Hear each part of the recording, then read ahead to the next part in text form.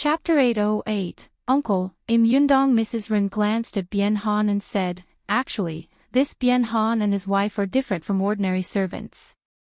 She specially mentioned Gu Dafeng and gave Bian Han a subtle warning. She continued, "They had sold themselves. Bian Han's legs were badly injured and he had no money to treat them. Concubine Gu happened to run into him, so she was kind enough to give them money to treat his legs. Unfortunately, Bian Han's legs were so badly injured that even the doctor could not do anything about it. Although his legs could not be treated, the Bian couple still thanked Aunt. Besides, they were penniless and had nowhere to go, so they wanted to sell themselves to repay Aunt."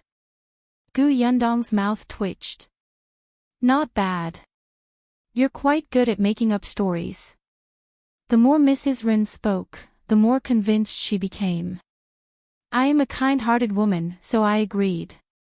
But concubine Gu also said that she would not sell them out. If someone wants to sell them out one day, she has to agree first."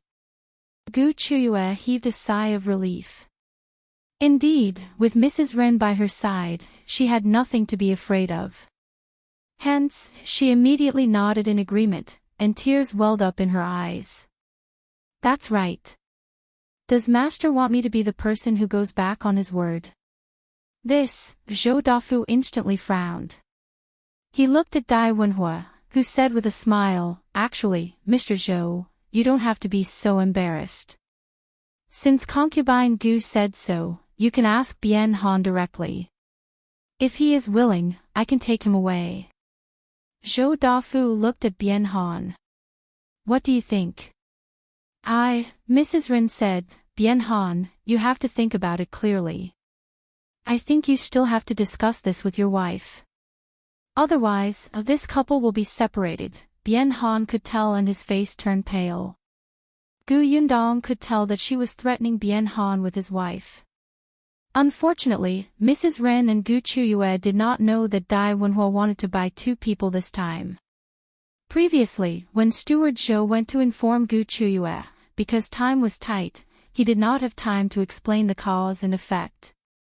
He probably only said that someone wanted to buy Bian Han and did not even have time to explain the reason before going in. Later on, in the front hall, they talked about indentures a few times, but they didn't mention that there were two. Hence, Gu Qiuyue and Mrs. Ren thought that Dai Wenhua only liked Bian Han and wanted to take him away. Even Bian Han himself thought so. Hence, Mrs. Ren's threat was very effective. Bian Han would not leave Eldest and Gu here alone to be tortured by Gu Qiuyue. He was about to answer when Gu Yundong suddenly tugged at his sleeve. Gu Yundong was squatting in front of the stretcher in front of him. His back was facing Zhou Dafu and the others, and there was still some distance between them. Hence, she lowered her voice and said softly, "Uncle, Im Yundong. Shoo, don't look at me first." Bian Han was stunned. "Yundong." He subconsciously followed Yundong's instructions. Then, Gu Yundong's voice rang in his ears again. "Don't worry. I've already met Eldest Aunt. She's with my father now. Just say that you want to leave with young Master Dai."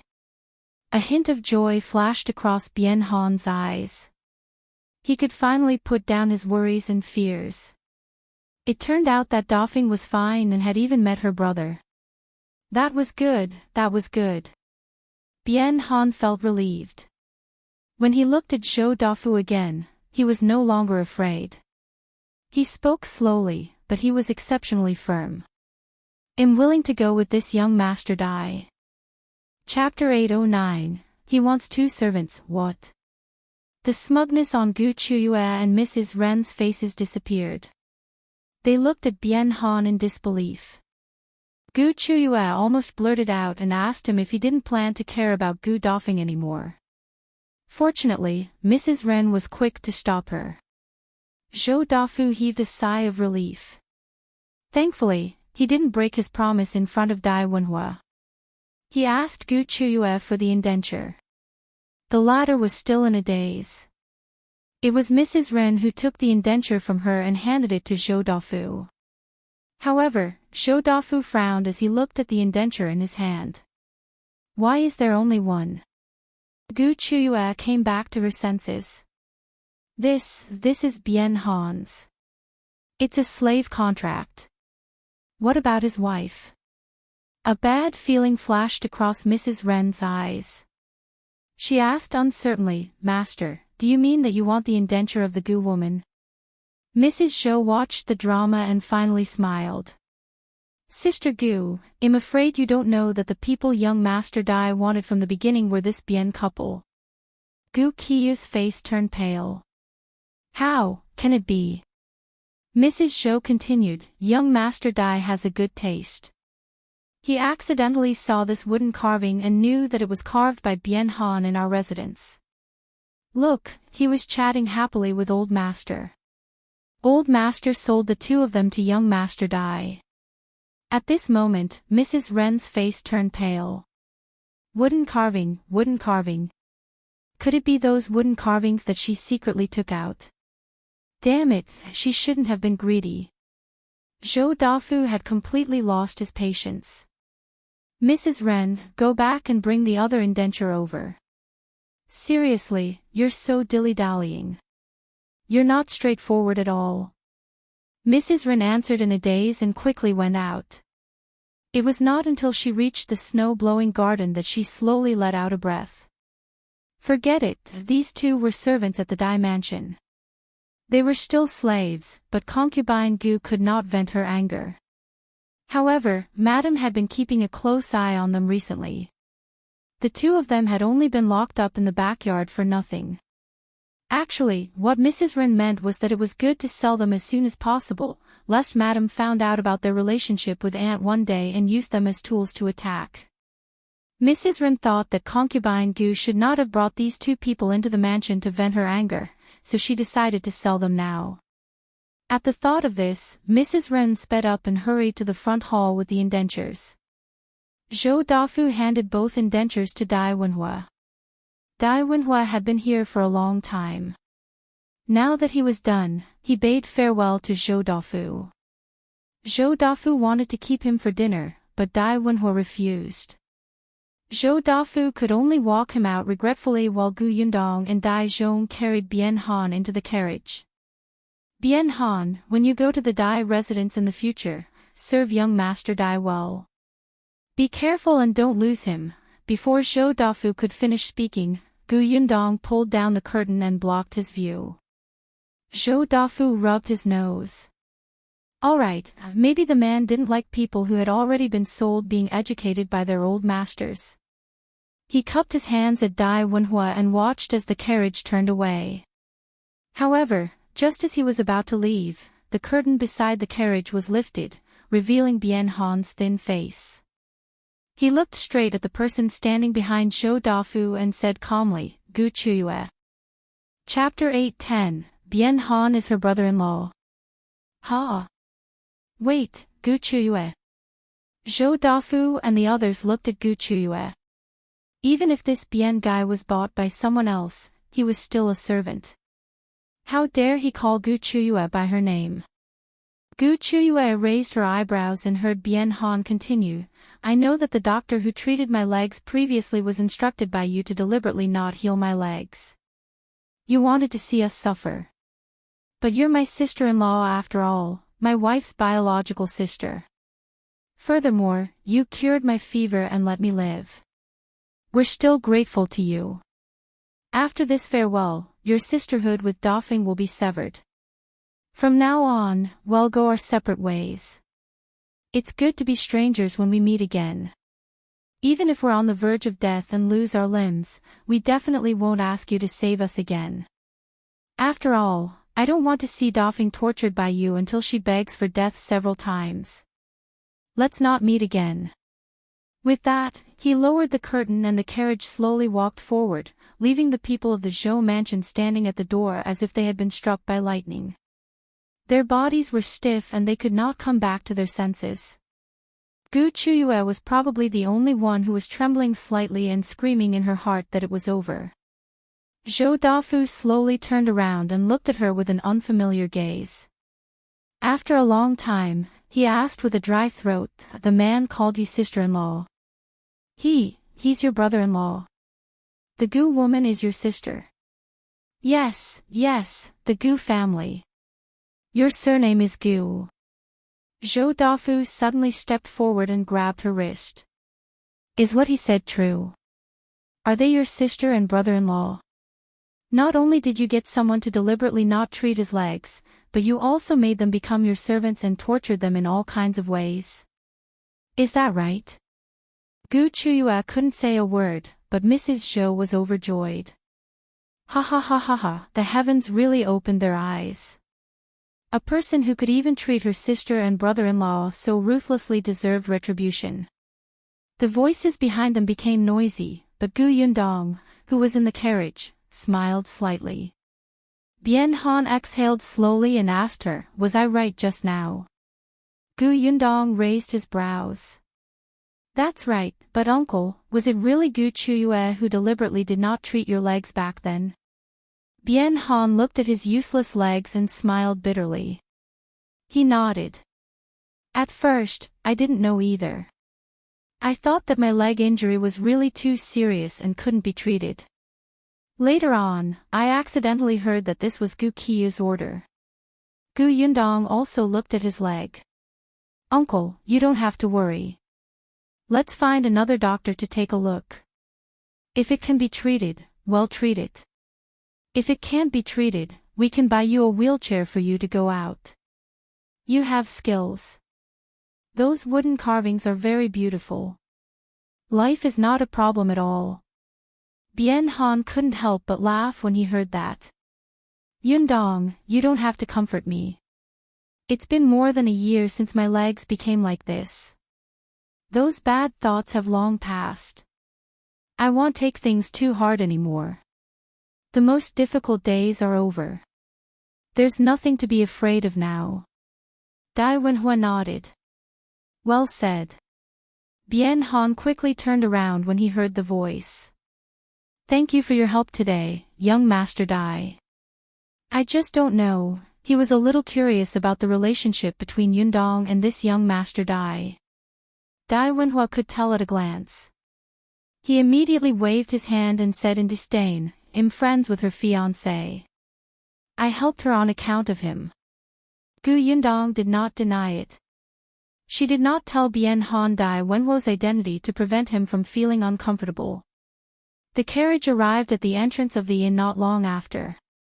If you find any errors, ads pop up, ads redirect, broken links, non-standard content, etc., please let us know to report so we can fix it as soon as possible.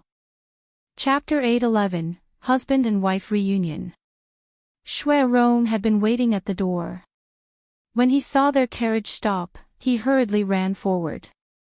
Dai Wenhua instructed Dai Zhong and Shui Rong to carry Bian Han down. Then, he said to Yundong, since the matter is settled, I'll go back first. Tell Shao Qingyuan that I'll look for him another day. Yundong nodded. Thank you for today. Goodbye. With that, she led the way into the inn. Gu Dajiang and his sister had been waiting anxiously. After such a long time, no one had returned. They were afraid that Yundong would be troubled by the Zhou family and could not bring Bian Han out. It was only when they heard footsteps outside the door that the two of them looked at each other and hurriedly opened the door. Gu Dafeng immediately saw Bian Han being carried and her eyes turned red. She quickly walked over. Father, you're back. Yundong brought you back. Yes, I'm back. I'm back. Bian Han was also so excited that his hands were trembling. Only at this moment, when he saw his wife, who was also safe and sound, and Gu Dajiang, who was standing there with slightly red eyes and a smile, did he believe that all of this was not a dream. He was so excited that he was incoherent. It's all thanks to Yundong. I'm fine. We're all fine. Gu Dajiang hurriedly moved aside. Come in first. It's not a place to talk outside. Yes. Come in first. Gu Dafeng wiped her face and helped the person on the stretcher in. After entering the door, she exclaimed in surprise, "Where's Yundong?" Gu Yundong, who had been standing at the side and felt that she had a strong presence, was speechless. On the other hand, Gu Dajiang recognized her at a glance. He smiled and pushed her. "Why are you dressed like this?" Gu Dafeng was surprised. "Gu Yundong spoke and his voice instantly became familiar. For the sake of the situation, Gu Qiuyue and Zhou Dafu didn't realize that I had also entered the Zhou mansion. They'll talk about it slowly after this matter. Let's put uncle down first." After placing her on the bed, Dai Zhong took his leave. Gu Yundong gave Shui Rong some instructions before he left. Only 4 people were left in the room.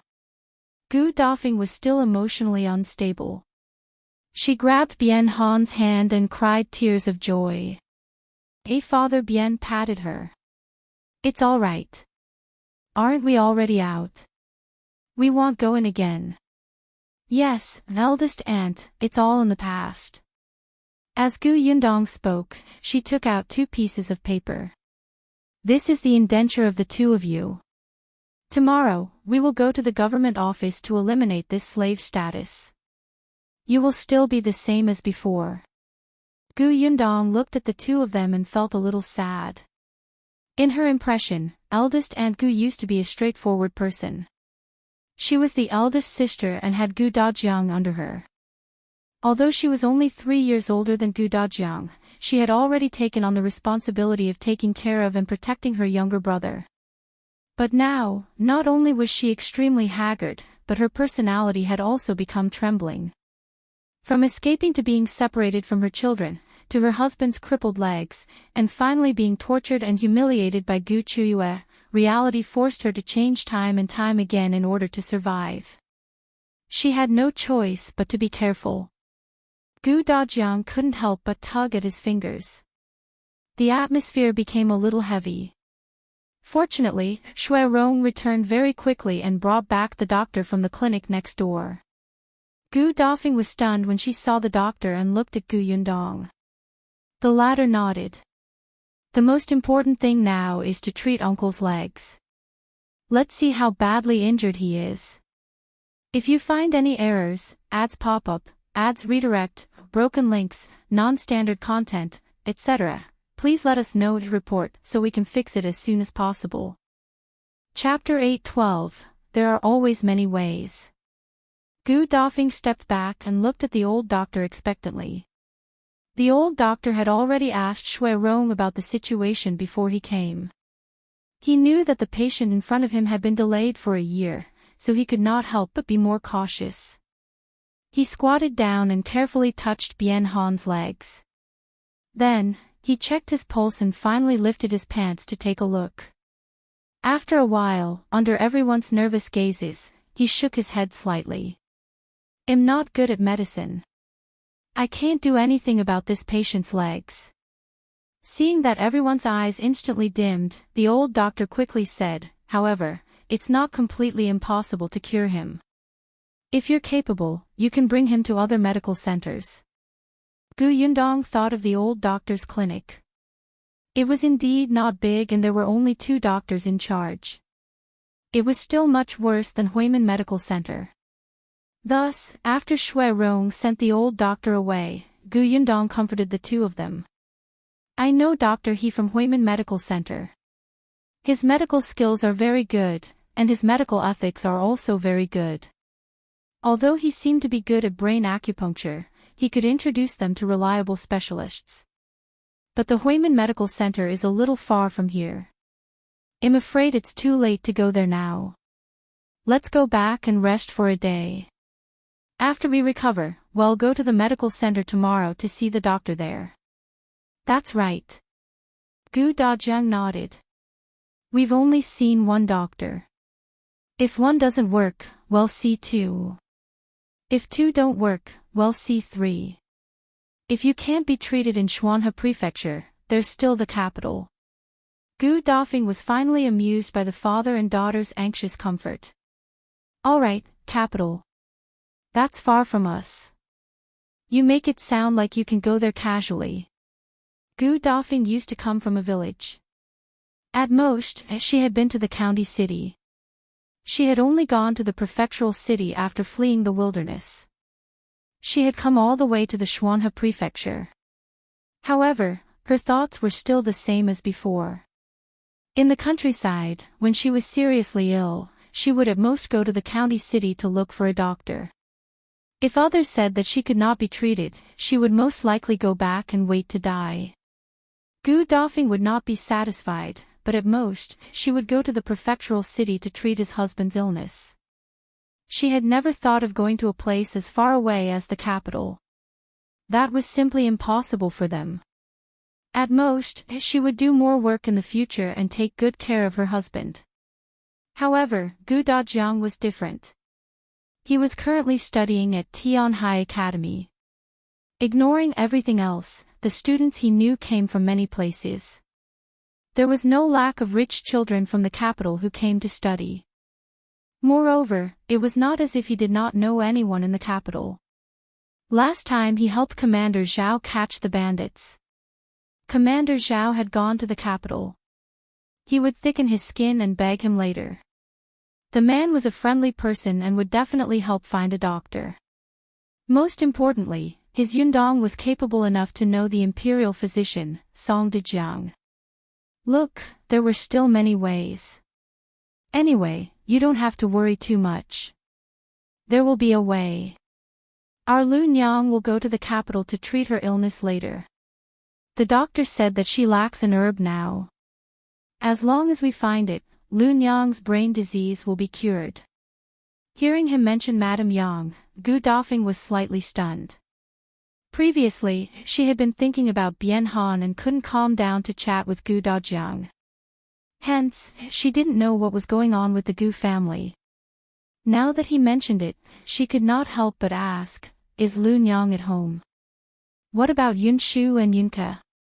If you find any errors, ads pop up, ads redirect, broken links, non-standard content, etc., please let us know to report so we can fix it as soon as possible. Chapter 8:13, Yuanzhi is still alive. Gu Dajiang sat down and didn't hide it from her. It's all thanks to Yundong that Lu Nyang is at home. Actually, I only found them a few months ago. To be honest, I was already prepared for the worst. I didn't expect Yundong to protect her mother and younger siblings. Only then did our family reunite. Gu Dafeng was very happy to hear that. That's good, that's good. You're all safe and sound. That's better than anything. Bian Han also nodded repeatedly, but, his children. He gently tugged at his hand and secretly took a few deep breaths. Finally, he raised his head and asked with difficulty, Dajiang, do you know anything about Mulan and her brother? Gu Dafeng also looked at him instantly. She had wanted to ask him for a long time, but she was afraid. Gu Dajiang fell silent, and Gu Yundong turned her head away slightly. Seeing this, Gu Dafeng and her husband understood everything. Their eyes immediately turned red and swollen as tears streamed down their faces. They shouldn't have asked. Indeed, they shouldn't have asked. Gu Yundong could not bear it. Aunt, it's all right, I know. Gu Dafeng waved her hand. We've already made preparations. There's nothing to eat and very little water for such a long journey. As she spoke, she choked up. There are robbers and murderers everywhere on the road. It wasn't easy for us to reach Qingyuan prefecture, but we still encountered trouble. Their chances of survival were not high. We all know that. Gu Yundong slowly squatted down and handed her a handkerchief. She said in a low voice, Aunt, Cousin Mulan is indeed gone. As soon as she confirmed this, Gu Dafeng cried out. She could not take it anymore and started crying. Gu Yundong let her vent her frustration and gently patted her back. After a long time, her crying gradually turned into sobs. She clearly wanted to try her best to control them, but it was especially difficult. Gu Dajiang looked at Gu Yundong in disagreement, but the latter insisted that she should tell her aunt about cousin Mulan first. Letting her cry was better than anything else. Bian Han's pain was much more restrained. Although he was also crying, his voice was still suppressed. He reached out and patted the back of Gu Daifeng's hand. Stop crying. Let's not cry anymore. Ah. I feel terrible. I feel terrible. Children died before their parents. Her 2 children were still so young. How could they be gone? How could they be gone? But Aunt, Yuanzhi is still alive.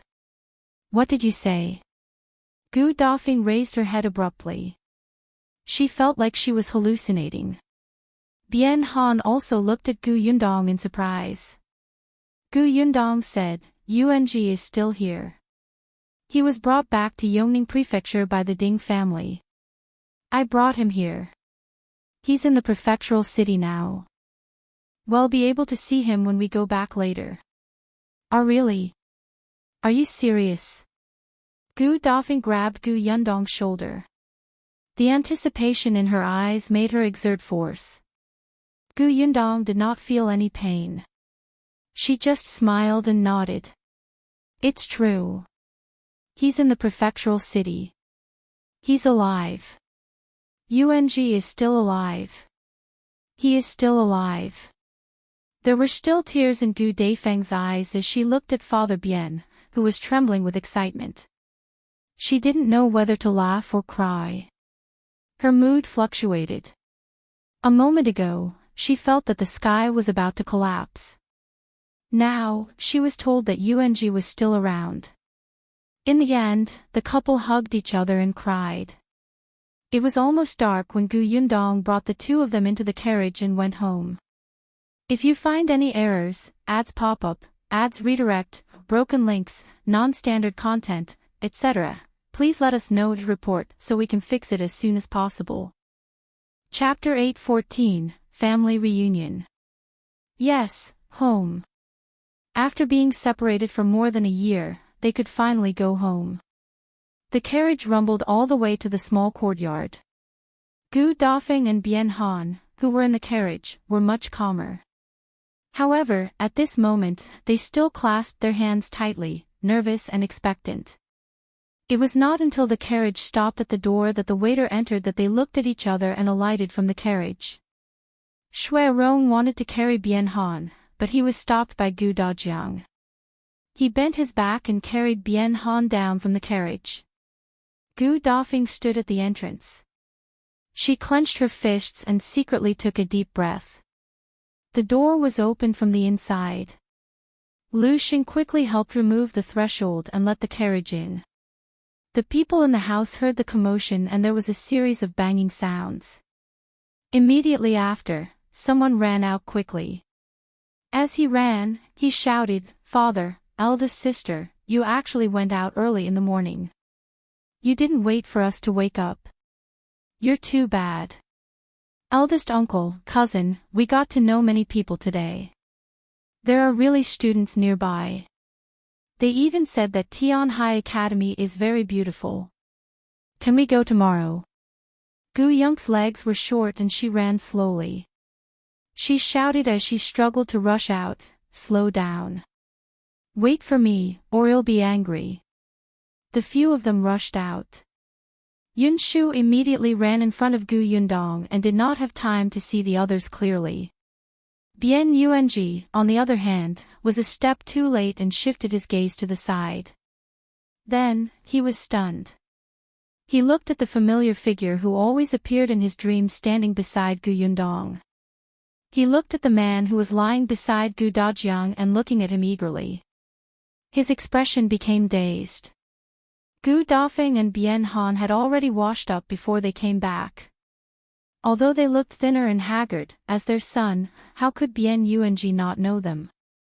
He staggered and was almost knocked down by Yunke, who rushed out from behind. The young lady quickly stopped in her tracks. "Cousin Yuanzhi, although I told you to slow down, you don't have to stop." However, Bian Yuanzhi didn't seem to hear him. He just stared ahead with tears in his eyes. The little girl turned around and saw large drops of tears falling from his eyes. She was shocked on the spot. Eldest sister, cousin, he cried because of me. Yundong did not know whether to laugh or cry, but because of this sentence, Gu Dafeng rushed forward and hugged Bian Yuanzhi. Yuanzhi, I finally see you. Bian Yuanzhi's hands were trembling and he did not dare to touch her. He heard Gu Dafeng's hoarse sobbing. He looked up at Gu Yundong in confusion, as if he wanted to ask her if it was true. Gu Yundong stepped forward and patted the confused Gu Young's head. She whispered to Bian Yuanzhi, "You're not dreaming. Your parents have been found and they're back." Bian Yuanzhi's tears fell even harder. He reached out his hands and hugged Gu Dafeng's neck. Finally, he raised his head and cried. "Father, mother, where did you go? Where did you go? I thought I would never see you again in my life. I was so afraid. I was so afraid that you would leave me behind." Gu Dafeng hugged his small body and swayed slightly. "Don't be afraid. I'm here. I'm here. I won't let go of your hand again. Don't be afraid." Bian Yuanzhi cried even harder.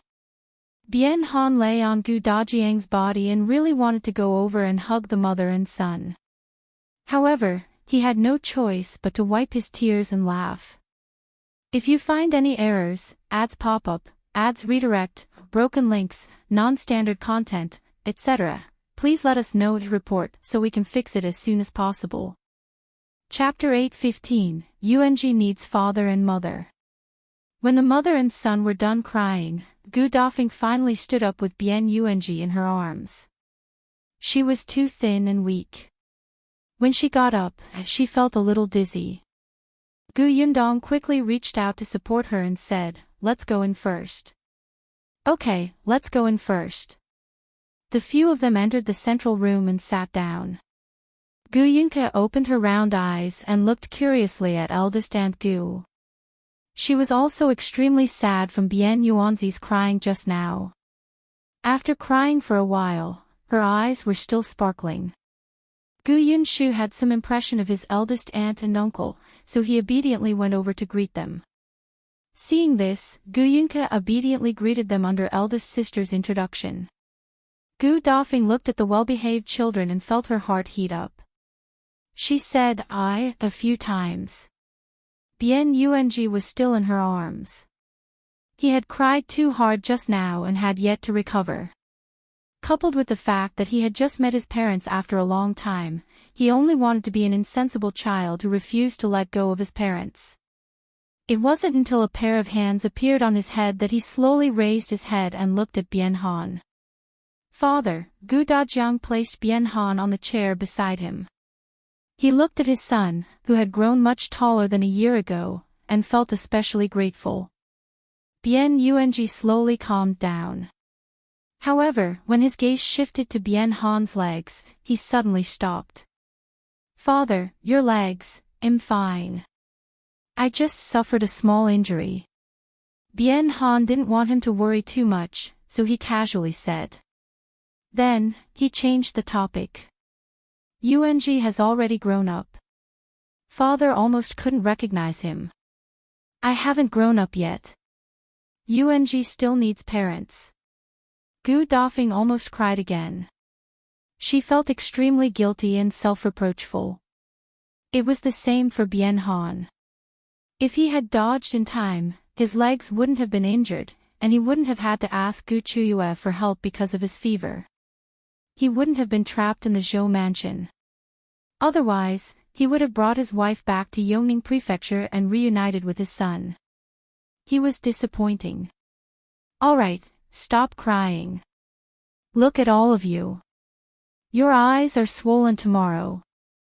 Hurry up and wipe your faces. Let's eat first." Gu Dajiang interrupted the sad atmosphere and asked Auntie Nyo to serve the food. The Gu family had always made a lot of dinner. Auntie Nyo's status in the previous master's family was not high, so she did not have the chance to show off her culinary skills. After arriving at the Gu family, she could finally show off her skills. Especially since Miss did not hide anything and told her the cooking methods of several dishes, Auntie Nyo was the happiest in the kitchen every day. Especially since the master's family had returned yesterday. Unfortunately, they came back late and she did not have time to prepare many dishes. Coincidentally, she would make more today. Hence, with the addition of Gu Dafeng and her husband, the food on the table was still more than enough. The family had just walked to the reception hall and sat down when they heard the news that Shao Qingyuan was back. Gu Dafeng didn't know about Shao Qingyuan. She just looked up and saw a tall figure step into the door. Gu Yundong stood up to welcome him. I thought you wouldn't come over because of the pharmacy's business today. Come over for dinner. I still have to go over later. After Shao Qingyuan finished speaking, he saw two unfamiliar figures. Gu Yundong quickly introduced them to each other. Upon hearing that it was eldest Aunt Gu and her husband, Shao Qingyuan revealed a rare look of surprise. You finally found them. Yes, I'll tell you about this later. Shao Qingyuan nodded and quickly went forward to greet the two elders. If you find any errors, ads pop up, ads redirect, broken links, non-standard content, etc., please let us know to report so we can fix it as soon as possible. Chapter 8:16, Please feed them. Gu Dafeng looked at the young man in front of her and was still in a daze. Yundong was engaged. On the other hand, Bian Han had already learned from Dai Wenhua that Gu Yundong had a fiancé. When he saw Shao Qingyuan, he sized him up. This man was indeed a handsome and elegant man. Moreover, he seemed to think highly of Gu Yundong. The two of them didn't know where Shao Qingyuan was from or what was going on at home. However, now wasn't the time to ask. After everyone got to know each other, they sat down to eat. Eldest Aunt Gu ate a bowl of porridge at noon. Bian Han also ate half a bowl after being brought to the inn. At this moment, she was a little hungry. However, when she was in the Zhou family, hunger had become a common occurrence. She was already used to it. Looking at the table full of dishes, the two of them were a little stunned. Not to mention the hunger in the Zhou mansion, even before they fled, they had never eaten such a sumptuous dinner. Her eldest brother's current life was already so good. Gu Dajiang moved his chopsticks first. Don't just stand there. Let's eat. We'll talk after we're done. Gu Yundong asked Aunt Nyo to bring 2 bowls of porridge over. She brought them to eldest Aunt Gu and Father Bian and said, the doctor said that your stomachs are not good now and you need to recuperate first. It's not appropriate for you to eat too much oil or salt. Therefore, I'll get Aunt Nyo to make easy-to-digest food these few days. Porridge, noodles, and so on. Let your stomachs recover first. Bian Yuanzhi, who was putting food into his parents' bowls, immediately dropped his chopsticks and went towards the vegetables. As Gu Dafeng listened, she felt that Yundong had really changed a lot. He was considerate and capable. The porridge and noodles were already very good. In the past, when she was at home, she would eat rough noodles and steamed buns for almost every meal. She had to eat them with soup. Looking at the porridge in front of them, they felt like they were living the life of a rich family. Hence, she nodded. Okay, I'll listen to Yundong. Bian Han also smiled.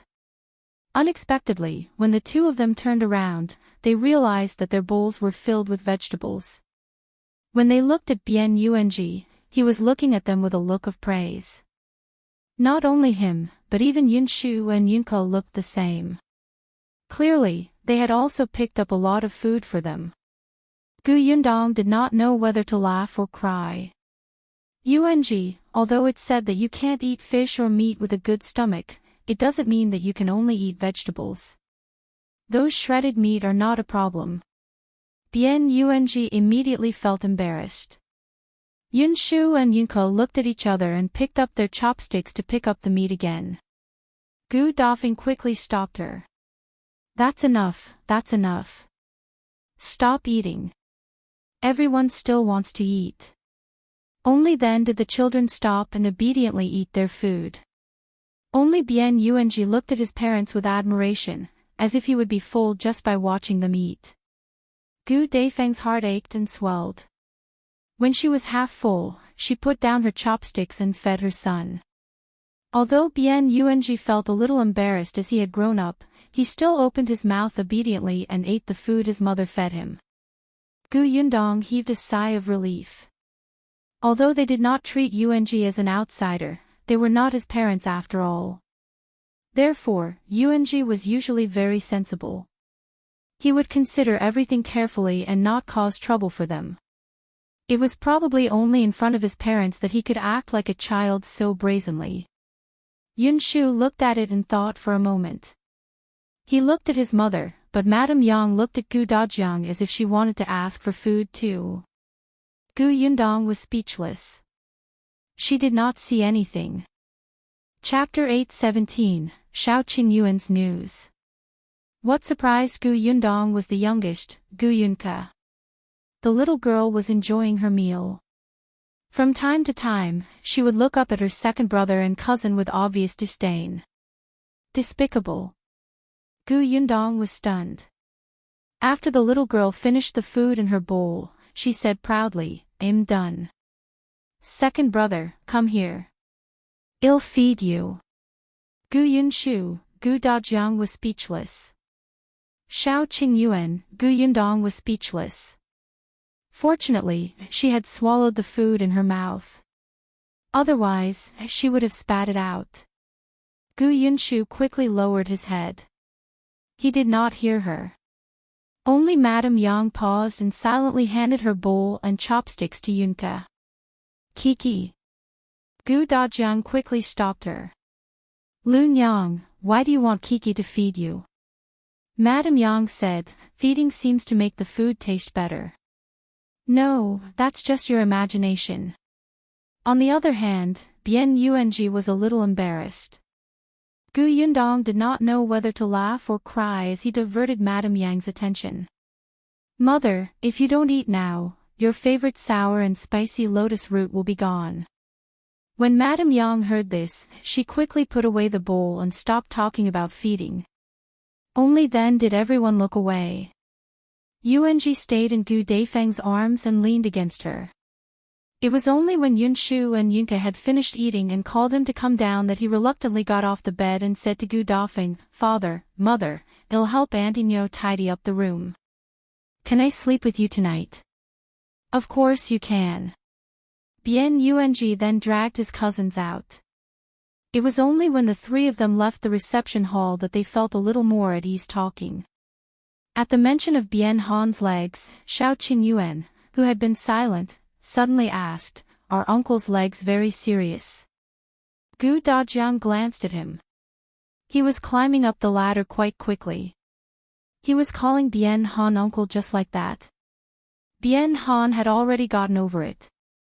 He touched his legs and said, "They're quite serious, but it doesn't matter if the legs can't be cured." Just as Yundong said, "I can still do some carpentry." Mrs. Rin sold wooden carvings. "It seems that business is quite good." "It's good that you think that way," Gu Dajiang said. "But let's try visiting a few more medical centers. As long as there's a glimmer of hope, we won't give up."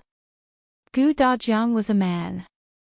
He knew very well that as the head of the family, Bian Han might sound relaxed, but he actually felt terrible. He wanted to take on the responsibility of a husband and father, not a burden to these two. Wooden carvings could indeed bring income to the family, but it was still inconvenient to live. He still had to rely on his wife and son. If this continued, he would still feel defeated. "Let's go to Huimin Medical Center tomorrow," Gu Yundong said. Shao Qingyuan lowered his eyes. After a moment of silence, he said, "Huimin Medical Center is indeed the largest medical center in Shuanhe Prefecture, but according to what I know, a doctor who is good at treating legs and bones recently went to the medical center in Wanqing Prefecture." He was in the medicinal herb business now, so he had more contact with the medical center and was well informed. Wanqing Prefecture's medical center. Why did he go there? Shao Qingyuan thought for a moment. To be the doctor in charge. Gu Yundong choked. The Axian family used to live in Wanqing Prefecture, so the branch of Huimin Medical Center was not opened there. Now that the Axian family had fallen, they immediately opened a branch there. However, it seemed that they had limited manpower, so they brought the doctors there. Then what should we do? Gu Dafeng asked worriedly. Chapter 8:18, Shao Qingyuan has a candidate. Shao Qingyuan had already put down his chopsticks. Hearing this, he said, I have a candidate here. Who? Gu Dafeng asked anxiously. I'm opening a pharmacy in the prefectural city. I need a doctor to preside over the shop. Shao Qingyuan looked at Gu Yundong. I've already told you that I've found a doctor. He happens to be good at this. If you think it's okay, I'll bring him over tomorrow to take a look at eldest uncle. The doctor had already arrived at the prefectural city and was now living in the courtyard behind the medicine shop. However, the pharmacy was still being repaired, so it was still a little noisy during the day. Shao Qingyuan gave the old doctor silver, so that he could go to any tea house to drink tea, listen to books, or go to a beautiful pavilion to play with birds with other old men. However, the doctor was not interested in these things. After he came to the prefectural city, he went to the nearest medical center to discuss medicine with them. Today was the first day. It was said that he had been scolded. When the old doctor returned, he complained to Shao Qingyuan that lousy medical center was not good at all. The doctors inside were useless and arrogant. Shao Qingyuan suggested that he go to Huimin Medical Center to take a look. The old doctor planned to go there tomorrow. But there were patients here, he thought.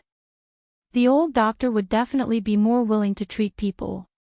Shao Qingyuan had always been reliable. Gu Yundong knew that if that doctor did not have any ability, he would definitely not have suggested it. Therefore, her eyes immediately lit up. Without thinking, she said, all right, then bring him over tomorrow. With the matter settled, the few of them heaved a sigh of relief. After dinner, Shao Qingyuan went back. The small courtyard was not very large. There were only a few rooms. It was already a little crowded for Yuanzhi and Yunshu to come, let alone eldest Aunt Gu and her husband. Since there was no place for Shao Qingyuan to stay, he had to return to the pharmacy. After he left, Gu Dajiang let the two of them rest. After a long day, their emotions fluctuated. They cried and laughed at the same time, and most of their energy had disappeared. They were indeed very tired. She returned to her room and slept on the soft bed. Her son also returned to her side and lay between the two of them. Even though she was very tired, she could not fall asleep. After a long time, Bian sighed. I didn't expect to leave the Zhou residence and see Yuanzhi again. Gu Dafeng nodded.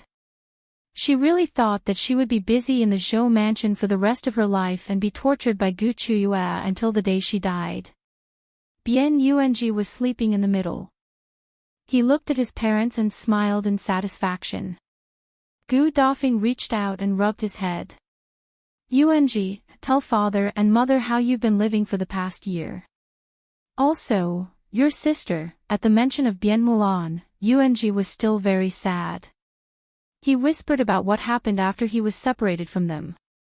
From the moment Bian Mulan couldn't take it anymore and entrusted him to the Ding family before she died, to the time when the Ding family was unwilling to continue raising him and sent him to the old Gu family in Gu village. As for his days in the Gu family, he did not elaborate. However, Gu Dafeng had long known what the old Gu family was like. She also knew how difficult Yuanzi's life was. Later on, Gu Yundong came to the Gu village and deliberately plotted for the Ding family to bring him out of the old Gu family. His difficult days finally ended. In the end, Gu Yundong went to the place where Bian Mulan had died. She moved her urn out and brought it back to Yongfu village for burial. Speaking of this, the family felt sad again and cried fiercely. Chapter 8:19, Those Things. At this moment, Gu Dafeng was especially grateful to Gu Yundong. Your cousin has really done too much for us. Yes, my cousin is very powerful. On the way to escape, Aunt and Yunshu and Yunke came to Yongfu village under my cousin's protection. Eldest uncle was also found by my cousin. My cousin does many more things. Speaking of Gu Yundong, Yuanzhi's eyes were filled with admiration. Gu Dafeng and Bian Han looked at each other lovingly. Yes, you have to be as good as your cousin in the future. Bian Yuanzhi nodded hurriedly and began to talk about the days when he came to Yongfu village. He said that he met Yunshu's teacher as soon as he arrived in the county city. Then, his cousin asked the teacher to take him in as a student. Gu Dafeng and her husband were stunned. What did you say?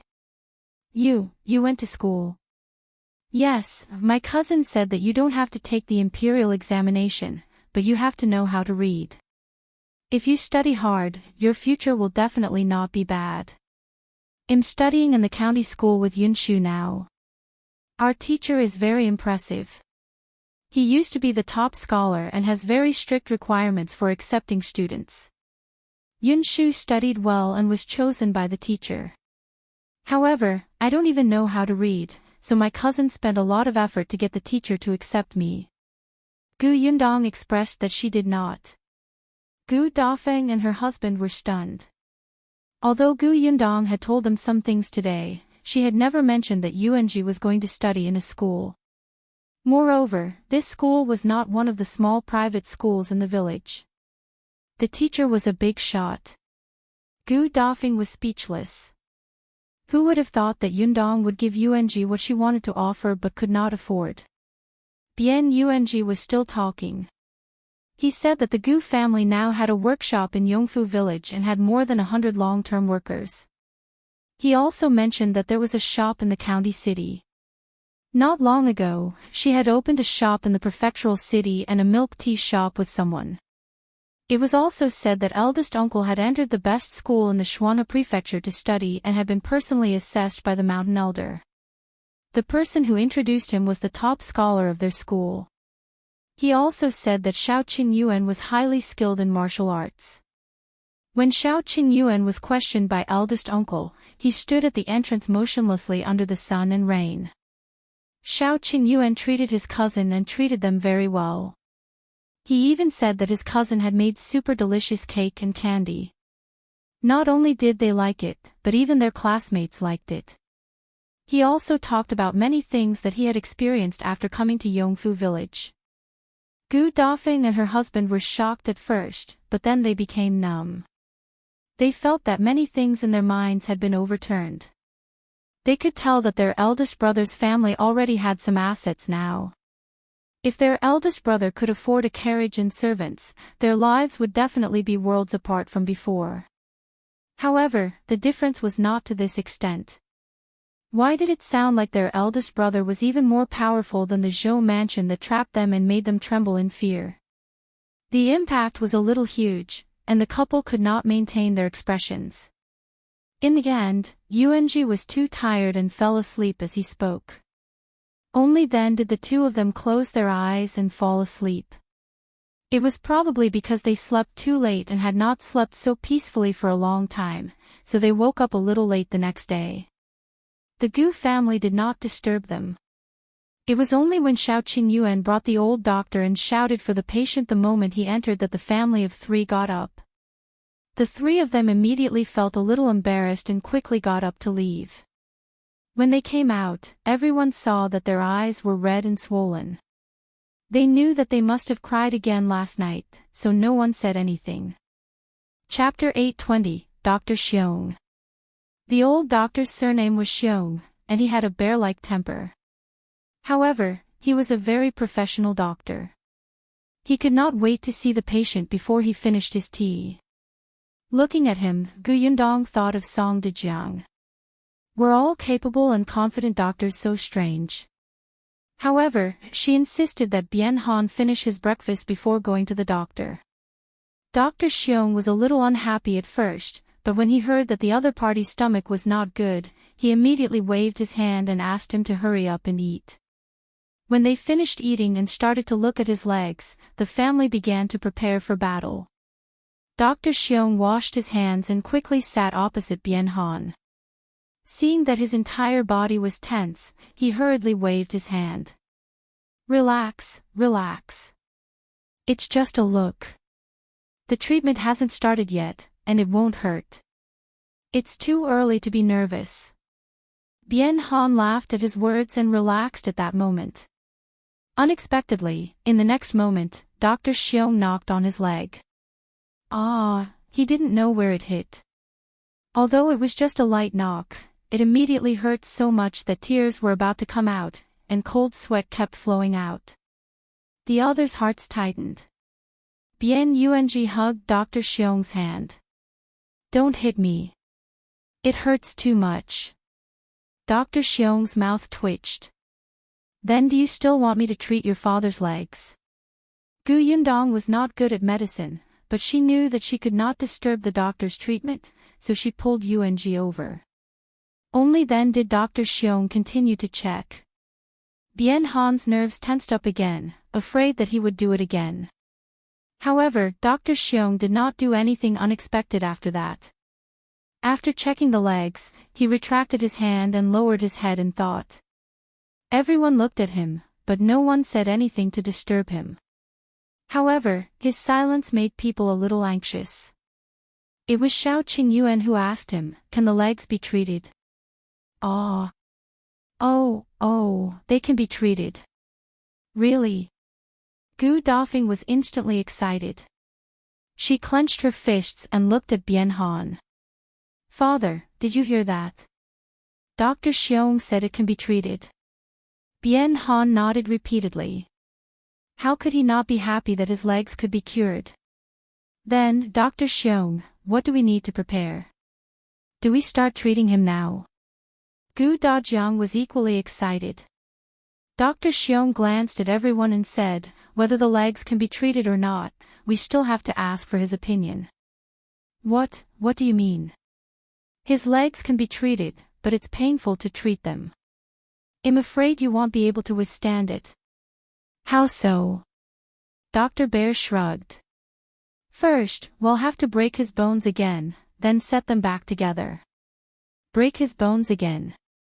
Everyone gasped. Gu Dafeng recalled the miserable cry of pain when her husband's legs were broken by a horse. Her face instantly turned pale, and her body trembled slightly. Others might not know, but Gu Dafeng did. Although Bian Han was a man, he was actually especially afraid of pain. Dr. Xiong could also see this. The light tap just now was enough to make Bian Han break out in cold sweat and tremble in pain. The pain of having his bones broken again was really unbearable for him. Father Bian did tremble a little, but he looked at his legs and thought of his wife's and children's lives in the future. He gritted his teeth and said, "No, it's okay. If you want to break the legs again, so be it. I can endure it." He could endure it. His voice was trembling. Bian Han took a deep breath and looked at everyone's worried gazes. Finally, his gaze landed on Dr. Xiong. He closed his eyes and said, Come, let's break them." Dr. Xiong was speechless. Now is not the time. Chapter 821, Warm and Harmonious Atmosphere. Everyone was stunned again. Why? His body is still too weak now. Didn't you just say that his stomach isn't good either? At the very least, we have to wait until his body recovers and his spirit is strong before I can start treating him. Wouldn't that mean that he would have to worry for a while? Bian Han trembled again. However, he still had to listen to the doctor. Dr. Xiong continued, "Rest well during this period of time. I'll come to see you in a few days. When I think your body is good enough, we'll treat your legs."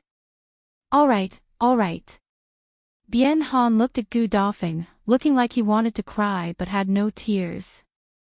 Gu Dafeng hesitated a few times, but she could not say anything. After seeing Gu Dafeng, Dr. Xiong took her pulse and confirmed that she was also weak and needed to recuperate with Bian Han. Then, he prescribed a few medicinal cuisines and got someone to make them for them. Gu Yundong was surprised. This Dr. Xiong was indeed very capable. He actually knew medicinal cuisine. After the matter was resolved, Dr. Xiong left the Gu family, leaving the entire family behind. They did not know if they should be happy or worried. However, the medicinal cuisines that Dr. Xiong mentioned needed to be studied carefully. Auntie Nyo took the list. Still, she couldn't read very well, especially since Dr. Xiong's handwriting was flamboyant. It looked too strenuous. Gu Yundong could only follow her into the kitchen. Coincidentally, she was also very interested in the medicinal cuisines. As for the shop, she would go there another day. Her aunt's matter was more important, right? Shao Qingyuan followed the instructions on the list and grabbed the herbs. Then, he taught her how to recognize the words while watching her cook medicinal cuisines. After clarifying that, he left. Gu Dafeng felt bad.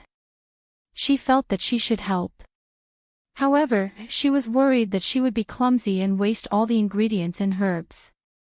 She could only help from the side.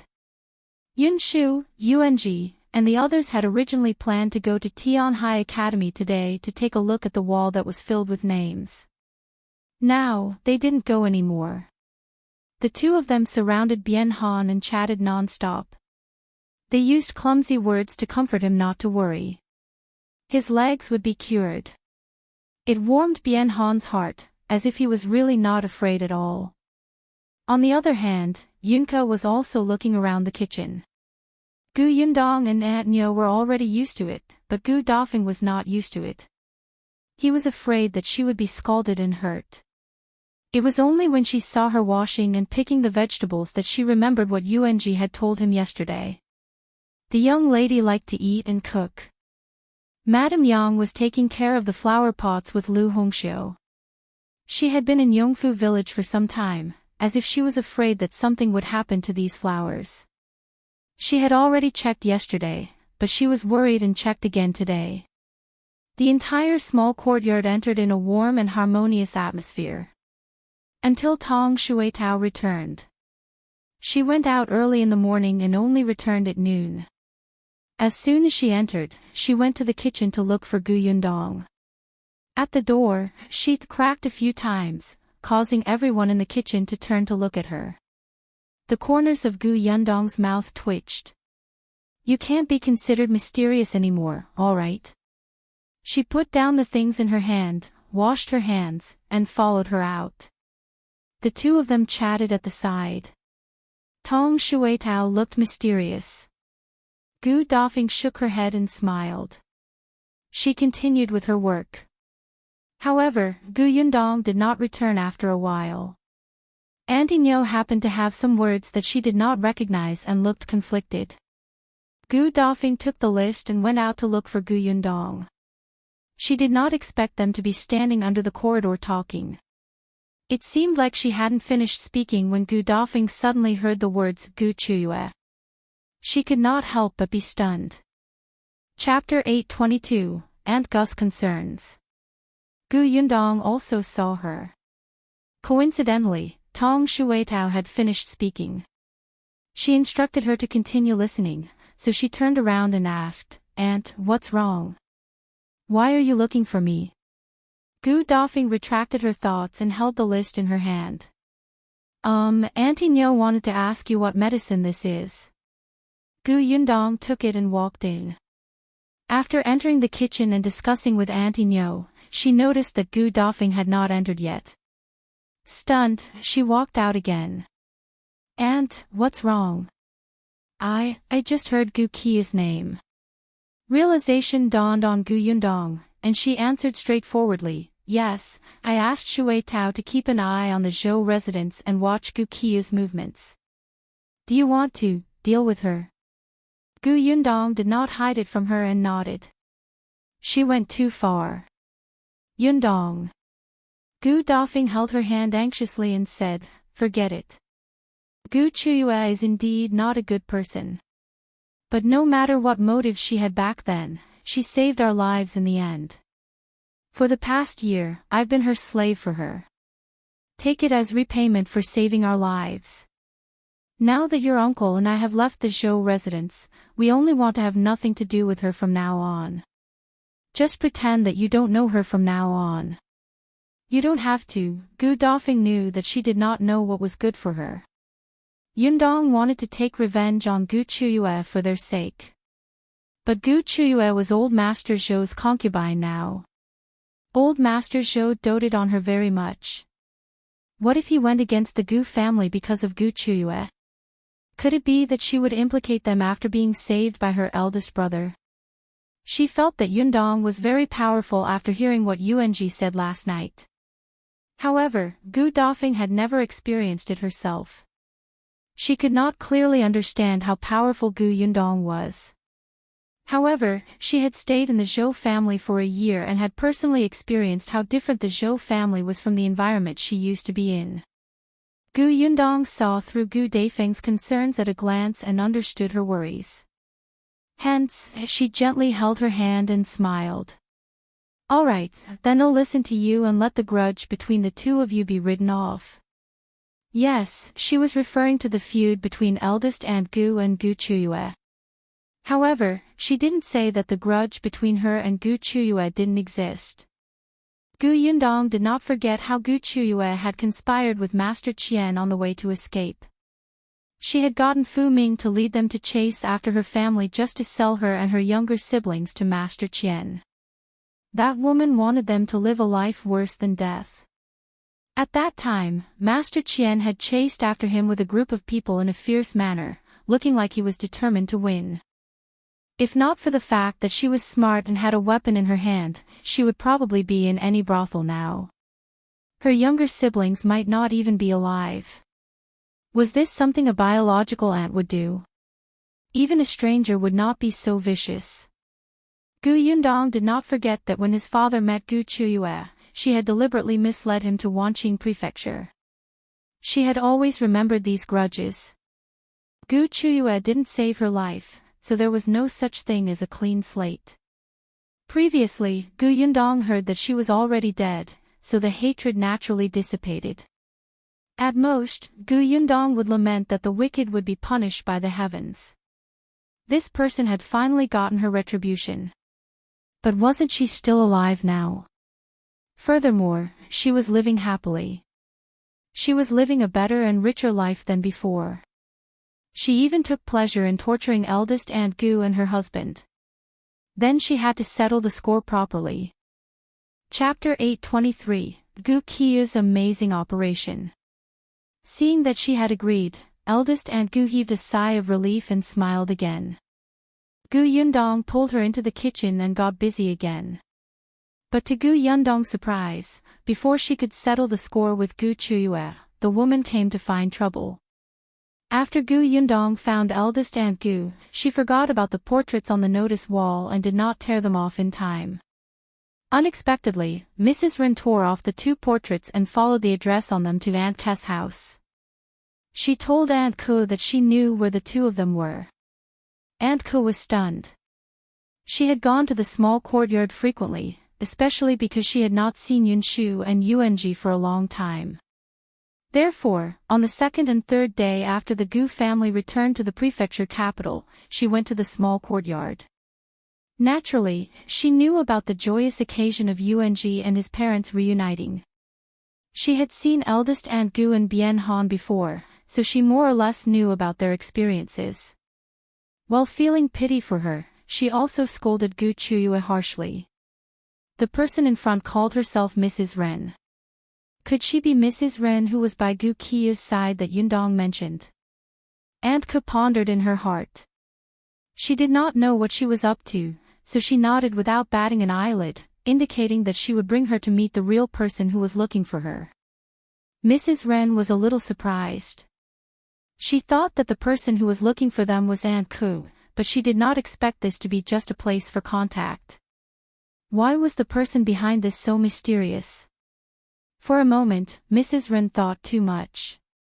She felt that the person who had spent so much effort to find eldest Aunt Gu and her husband probably had a feud with these two people. Otherwise, why would they go through so much trouble? Thinking of this possibility, Mrs. Ren began to get excited. She followed Aunt Gu to look for Gu Yundong. On the way, she could not help but ask, "Sister, who is this person?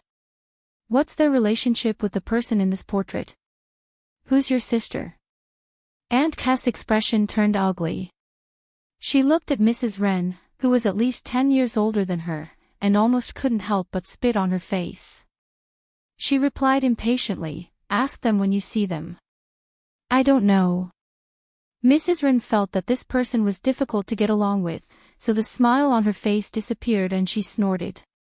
Aunt Gu brought her directly to Gus. Gu Yundong happened to be at Gus to look at the accounts and understand the recent income situation. Xingyang complained at the side. "Many people say that we have too little goods here. There's not enough for them to eat at all. The people in this prefectural city are rich. When they buy things, they plan to buy baskets of goods. If we limit their purchases, they will scold us."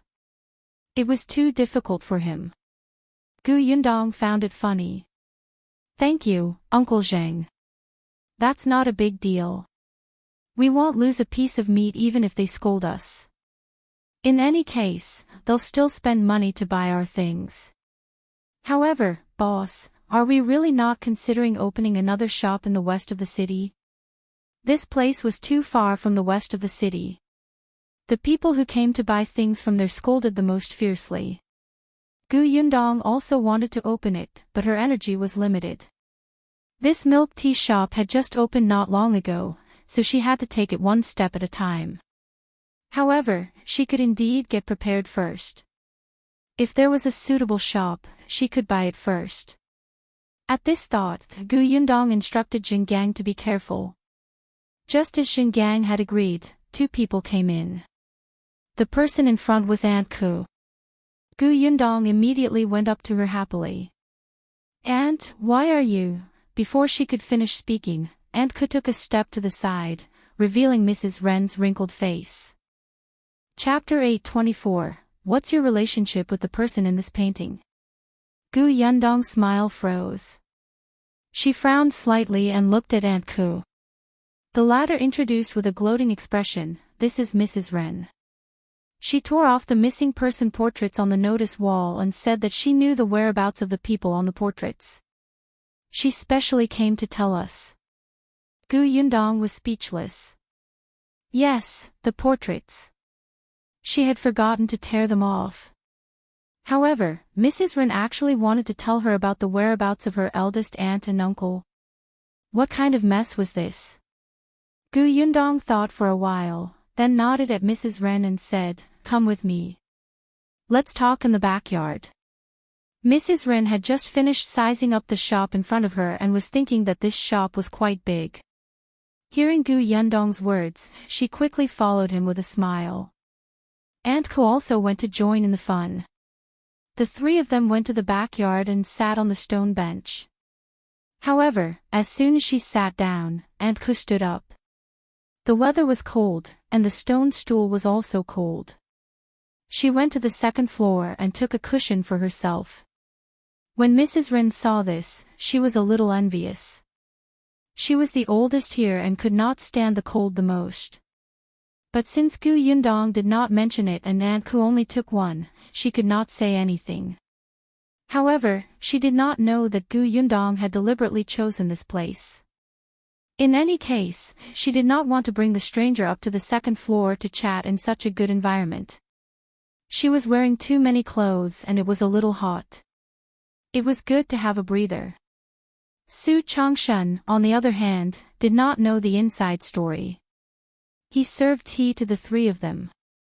Mrs. Ren took a sip and felt her body warm up. Gu Yundong asked, "You said that you have news about the people on the portraits. Is that true? You're not lying to me." No. How can this be a lie? That's hard to say, Yundong said lazily. Previously, there were several people who provided fake news for the bounties, making people happy for nothing. I hope what you said is not fake, or I'll get someone to kick you out. Mrs. Ren trembled violently and immediately raised her right hand to make an oath. I swear that what I said is true. If there's even half a lie, it'll be struck by lightning. Yundong raised her eyebrows. This woman was quite ruthless to herself.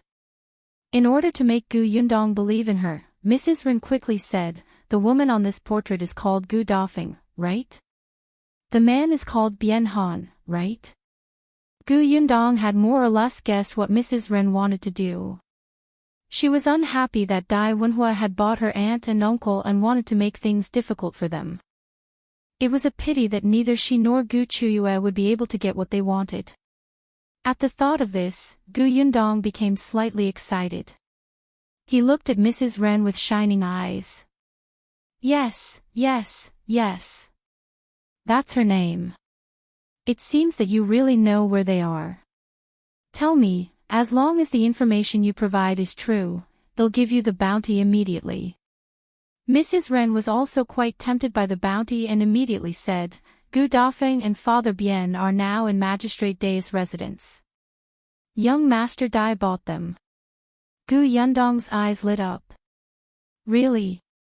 You're not lying to me. They're in the Dai residence. Yes, every word is true. Yundong laughed out loud. That's great, that's great. Aunt Ko raised her eyes slightly and snorted secretly. A drama queen. Seeing that she seemed to be very happy, Mrs. Ren frowned slightly and asked softly, Miss, can I ask you what their relationship is with you? Why did you spend such a high bounty to find them? If you find any errors, ads pop up, ads redirect, broken links, non-standard content, etc., please let us know to report so we can fix it as soon as possible. Chapter 825, Mrs. Ren takes a huge blow. Yundong was still smiling. Hearing this, he waved his hand and said it nonchalantly. They're my aunt and uncle. I've been looking for them for more than a year. It's just that I haven't heard from them. Now, I finally have news. Thank you. As she spoke, she sounded a little sad. I don't know if they've had a good year or if they've suffered, but it doesn't matter. Now that I've found them, I'll bring them home and definitely let them live a good life. Not to mention anything else, at least they won't have to worry about food and drinks. They'll have servants by their side to serve them. They'll be able to live a happy life after suffering. Mrs. Ren felt as if she had been struck by lightning. Aunt and uncle. And she wanted them to live a good life. Was this person the daughter of the Gu family's first branch, as concubine Gu had said? Ren's mother felt sick. She shook her head in a daze. How could it be? How could it be? Why weren't they enemies? Actually, Yundong was right. Mrs. Ren and Qiuyue were indeed very unhappy that Gu Dafeng and her husband could leave the Zhou residence and go to the Dai residence to follow young Master Dai, who had a bright future. Especially when Qiuyue had fallen out of favor. Initially, this matter did not have much to do with Mrs. Ren. She did not have any grudges with Gu Dafeng. If they left, so be it. She would have less trouble. However, the bad thing was that Bian Han's words before he left completely ignited Zhou Dafa's anger. Gu Qi's good, simple, and kind character instantly collapsed, and she even pushed Zhou Dafu into an extremely embarrassing situation. After all, Bian Han had said those words in front of Dai Wenhua.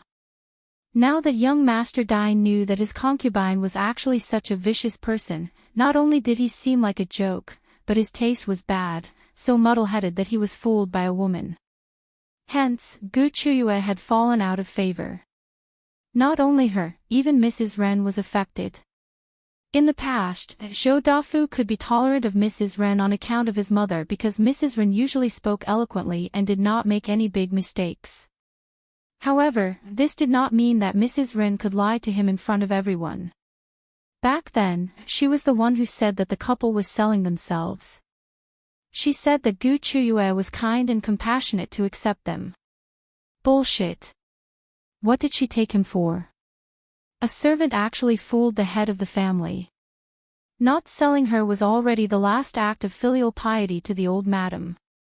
Zhou Dafu no longer cared about her confession and apology. He didn't even look at her. Mrs. Ren's heart was filled with hatred. She wished she could rush to the Dai residence and kill this couple. Hence, when Qiuyue was indignant and wanted to cause trouble for them, Mrs. Ren thought of the two portraits.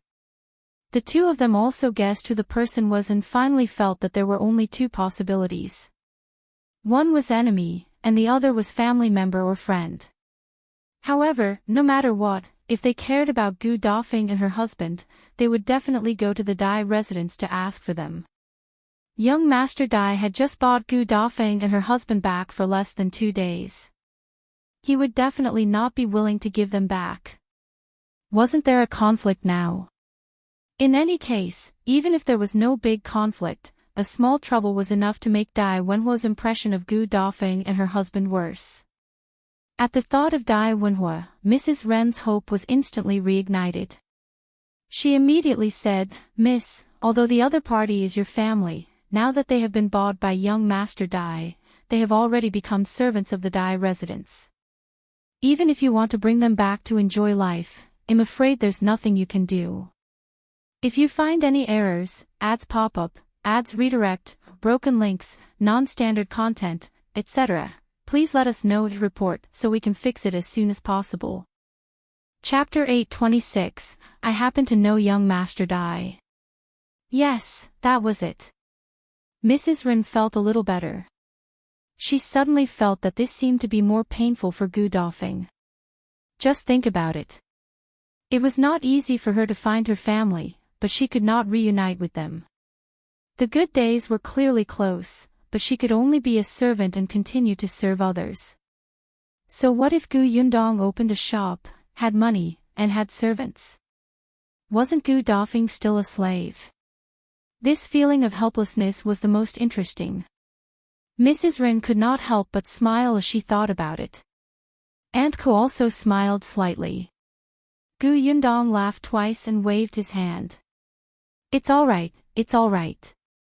I happen to know young Master Dai. He's a loyal person and has a good temper. If he knows the ins and outs of the matter, he will definitely let my aunt and uncle come back with me. When the time comes, they can still live a good life after being expelled from the slave registry. No matter what, thank you for today. He knew young Master Dai. The corners of Mrs. Ren's lips froze halfway. She was in a daze. Gu Yundong was still laughing, mainly because she really could not hold it in anymore. This woman actually came to her door to seek abuse. She would feel sorry if she did not provoke the visitor with a few words. Cough cough, it was better to restrain herself. Gu Yundong reached out and patted Mrs. Ren's shoulder.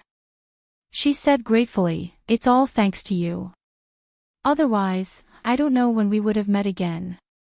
I'm really too happy. I can't wait any longer. I'll go look for young Master Dai now and meet my aunt and uncle. Thank you." With that, she stood up and ran off without even mentioning the bounty. However, at this moment, how could Mrs. Ren think of the bounty? She stood up numbly. She seemed to have heard Aunt Ku say that she would walk her out. She nodded blankly and walked out. Gu Yundong only came down from the second floor after Mrs. Ren left Gus. He looked at Aunt Ku. She's gone. She's gone. Aunt Ko looked at her speechlessly. In order to shirk that bounty, you've put on a good show. You can't say that. What do you mean by shirking? My aunt and uncle have already returned home, so the news she provided that they're in the Dai residence is fake. She lied to me and am already being polite by not kicking her out. She still wanted a bounty. Dream on. Gu Yundong returned to the counter and continued talking to Xinggang. Aunt Gu pointed at her forehead. Anyway, you're right. There's nothing else for me to do here. I'll go back first. Don't go back yet. Let's go back to the small courtyard for dinner later. Next time. Aunt Gu waved her hand and left. Now that the Gu family was reunited, she did not want to join in the fun. It was better to go home. Seeing that she insisted, Yundong did not ask her to stay. He lowered his head and continued to look at the account book. Xingyang was right. The business in this shop was really good. In just half a day, there were already a lot of customers. She saw that Su Chongshan didn't rest at all. He was so busy. It seemed like she wouldn't let him down if she didn't give him a raise. Yundong closed the ledger. Seeing that it was rare for him to rest, he waved him over and asked, I heard that you moved. Where did you move to? Su Chongshan wiped his sweat with a towel and replied, It's just a little over Xingtao Street. Just a walk of almost an hour. Xingtao Street, Why does it sound so familiar? If you find any errors, ads pop up, ads redirect, broken links, non-standard content, etc., please let us know to report so we can fix it as soon as possible. Chapter 827, It's hers. Yundong thought about it. Wasn't it the place where Shao Yuan's family used to live? That position, Yundong asked curiously. I remember that there's a group of local tyrants living there. They're quite fierce. Su Chongshan nodded. Indeed. When my mother was looking for them, she was deceived by that person. The person didn't tell us that there were local tyrants who would wander outside. My mother saw that it was close to Su Qing's shop and the rent wasn't expensive, so she quickly rented it. In the end, on the day we moved, there was indeed a local tyrant who came looking for us. At this point, he laughed. But for some reason, although the local bully was very arrogant when he came to our door, when he saw us, he suddenly cowered. I didn't even have time to take a stick before they ran away in a hurry for no reason. It was as if they were afraid of me and never came again. Yundong blinked and quickly understood. When Gus opened, the local gangsters were waiting outside to cause trouble. Therefore, they must have seen Su Chongshan as a worker and knew that he was from Gus. Gus had a powerful backer, so they were afraid of Su Chongshan, so they naturally didn't dare to come and cause trouble. Xingyang, who was at the side, also laughed out loud. This is not inexplicable. These local tyrants have come to find trouble with Gus in the past, but they were ruthlessly taught a lesson by the boss and Qingyuan. They're afraid. I reckon that they must know that you're a worker here. Su Chongshan was surprised. Is that so? In that case, it's all thanks to boss and young master Shao. Regardless of the reason, since you're our shop's assistant, if you encounter trouble, you can tell the shopkeeper or me. If we have the ability to help, we won't ignore it. If he became her shop assistant, he would be hers. Su Chongshan nodded repeatedly. Thank you, boss. But we're no longer in trouble. I haven't seen those local tyrants for a long time.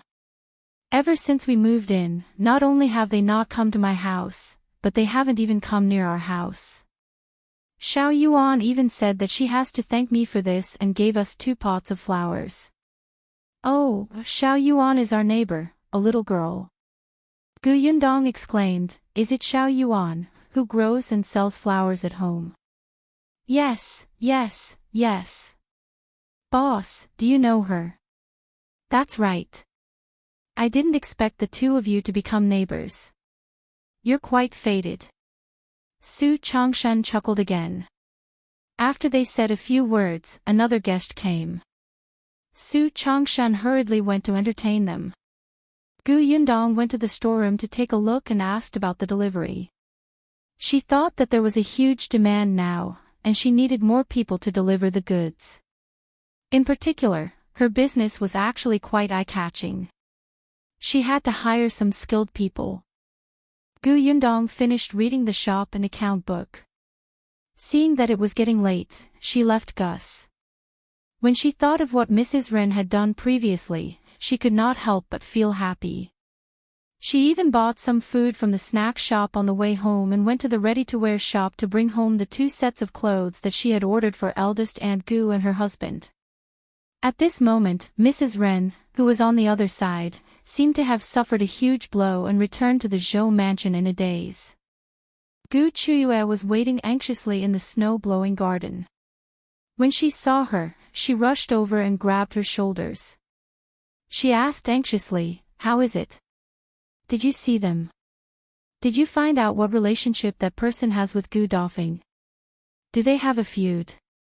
If you find any errors, ads pop up, ads redirect, broken links, non-standard content, etc., please let us know to report so we can fix it as soon as possible." Chapter 828, She's the one who should enjoy her life. Mrs. Ren looked at Qiuyue in front of her. The corners of her mouth opened and closed for a long time, but she could not say a word. Qiuyue was extremely anxious. "Say something. What's their relationship?" "No, not an enemy, but a relative," and Mrs. Ren wanted to cry but had no tears. She slowly told Qiuyue what she had found out. Qiuyue was stunned. She fell back into her chair in disbelief. Her pupils constricted as she muttered to herself, "You're saying that that person is Gu Yundong. She opened a shop and is rich now. She even knows the young master of the prefecture magistrate's family. She will bring Gu Dafeng and his wife back and enjoy life." As she spoke, she suddenly laughed. "Mrs. Ren, are you joking with me?" She did not believe that Gu Yundong was still alive. How could Gu Dafeng enjoy life? Why? Why could she only be someone's concubine and be tortured by the main wife every day? Now, she was even despised by the old master. And Gu Dafeng, Gu Yundong, and the others had to live better and better. There was no such logic. She was the one who was supposed to enjoy life. Qiuyue suddenly stood up. "I don't believe it. I want to take a look. I have to see it with my own eyes." As she spoke, she rushed out. Mrs. Ren's expression changed and she hurriedly hugged her. "Aunt, calm down." "I'm not calm. I just can't let them have a good life." Her eyes were red with hatred. She was indignant about Gu Dafeng, but she really hated Gu Yundong. If she hadn't caused Master Qian's death back then, Master Qian's subordinates wouldn't have blamed her. They had chased after her and wanted to take her back to report. She wouldn't have been separated from Fu Ming and her daughter wouldn't have died tragically. If not for Gu Yundong, their family would still be together. It was all because of her. Because she hated Gu Yundong but had nowhere to vent her anger, when she saw Gu Dafeng and her husband who were close to Gu Yundong, she brought them back to the Zhou family to torture and humiliate them. She wanted them to live a life worse than death to atone for Gu Yundong's sins. The more Qiuyue thought about it, the more she hated it. Mrs. Ren could barely hold her. Seeing that there were people poking their heads over, she panicked and pinched Qiuyue hard, finally waking her up from the pain. Mrs. Ren said anxiously in a low voice, "Aunt, calm down. There are people staring at us outside now. Do you want to be sold by master?" Qiuyue shuddered. Of course not. She couldn't cause any more trouble now. Otherwise, Zhou Dafu would lose his last bit of patience. But, Mrs. Ren pulled her back to her seat and said softly, "I know Auntie is indignant, but it's already so late. Even if you go to look for her, you won't be able to see her. Moreover, there are people watching outside. Don't worry, I'll arrange it. We'll find a way to sneak out tomorrow." Qiuyue nodded in a daze. "All right, I'll listen to you." Mrs. Ren sighed. Seeing that the people outside had left, she sat down. This snow-blowing garden was no longer the original snow-blowing garden. Ever since Master found out about Concubine's true colors, he was worried about her. Coupled with Madame adding fuel to the fire, almost all the servants in the snow-blowing garden had been changed. A few of them were planted by Madame. This made Mrs. Wren's hands and feet tied. If you find any errors, ads pop up, ads redirect, broken links, non-standard content, etc., please let us know to report so we can fix it as soon as possible. Chapter 829, Find Her. To be honest, Mrs. Wren blamed Qiuyue in her heart. In order to vent the anger in her heart, she actually allowed her sister and brother-in-law to be beaten and scolded at will. In the end, after the matter was exposed, she was also blamed by the old master and her status in the residence plummeted. However, she had no choice now. Qiuyue was not very knowledgeable. Other than being unclear about Gu Dauphin, she listened to her. Moreover, although old master hated Qiuyue, he still let her stay in the snow-blowing garden safely. This meant that old master still cared about their affection. It was not impossible for her to make a comeback. Mrs. Wren still wanted to use her to continue acting like a tyrant in this residence. After comforting Qiuyue, Mrs. Wren went back to work. The next day, she asked one of her trusted maids to change her clothes with Qiuyue and pretended to be uncomfortable in the room. Anyway, Qiuyue pretended to be sick for 2 days in order to regain Zhou Dafa's attention. The servants who were watching over them were used to it and would deliberately mock her and pretend not to know, let alone invite a doctor. Then, Mrs. Wren took Qiuyue out of the back door with the excuse that she was going to get some medicine for concubine Gu. Gus was a little far away. By the time Qiuyue arrived outside Gus, it was already noon. There were many people on this street and there were many guests in Gus. Qiuyue stood far away and could not see the people inside clearly. She frowned and asked Mrs. Wren, "Are you sure this is Gu Yundong's shop? How can she open such a big shop and have such a good business?" Mrs. Wren was stunned for a moment. Actually, she was not very sure. But yesterday, Gu Yundong indeed acted like she was the master of the house. Even the shopkeeper in the shop did not say anything when he saw her bringing people to the backyard.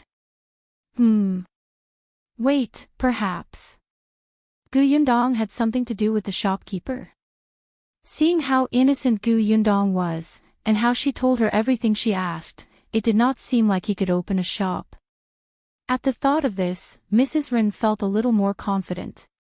"Let's go closer and take a look."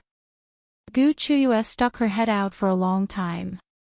In the end, she only saw the shop assistant coming back and forth. She felt very anxious.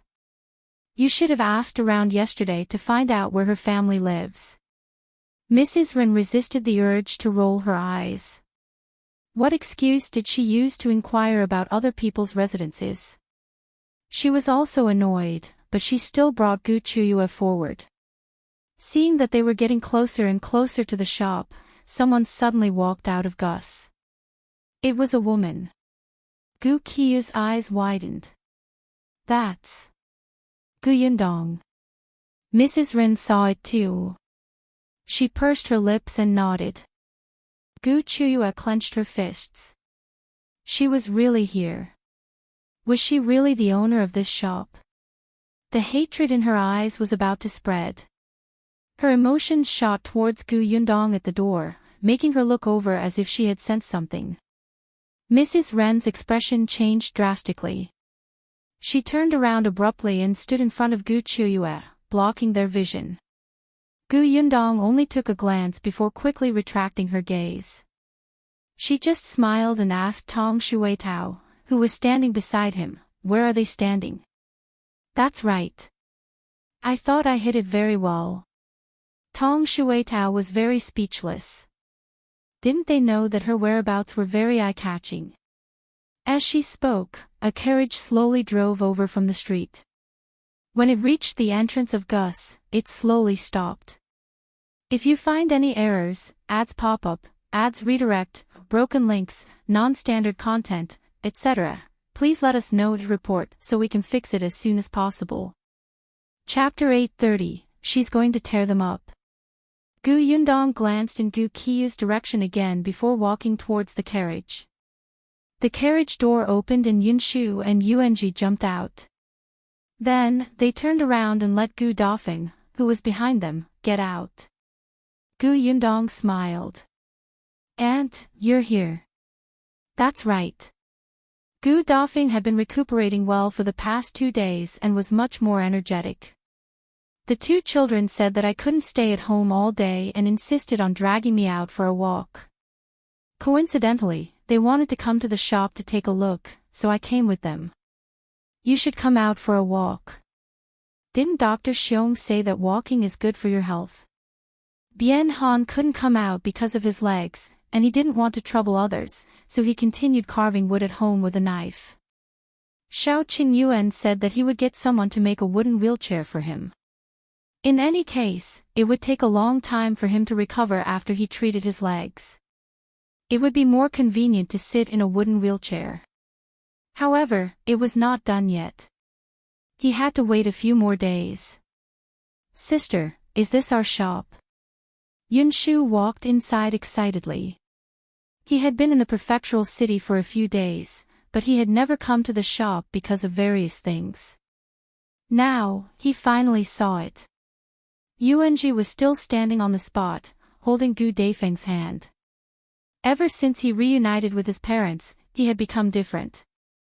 With someone to rely on, he felt much more at ease. The carriage behind the 2 of them was pulled away by Lu Xing, who had brought them over. The area at the entrance instantly became much empty. Hence, when Mrs. Ren, who was not far away, stepped back and no longer blocked Gu Qiuyue, she immediately saw Gu Dafeng and her son holding each other's hands. How could this be? Gu Qiuyue widened her eyes in disbelief.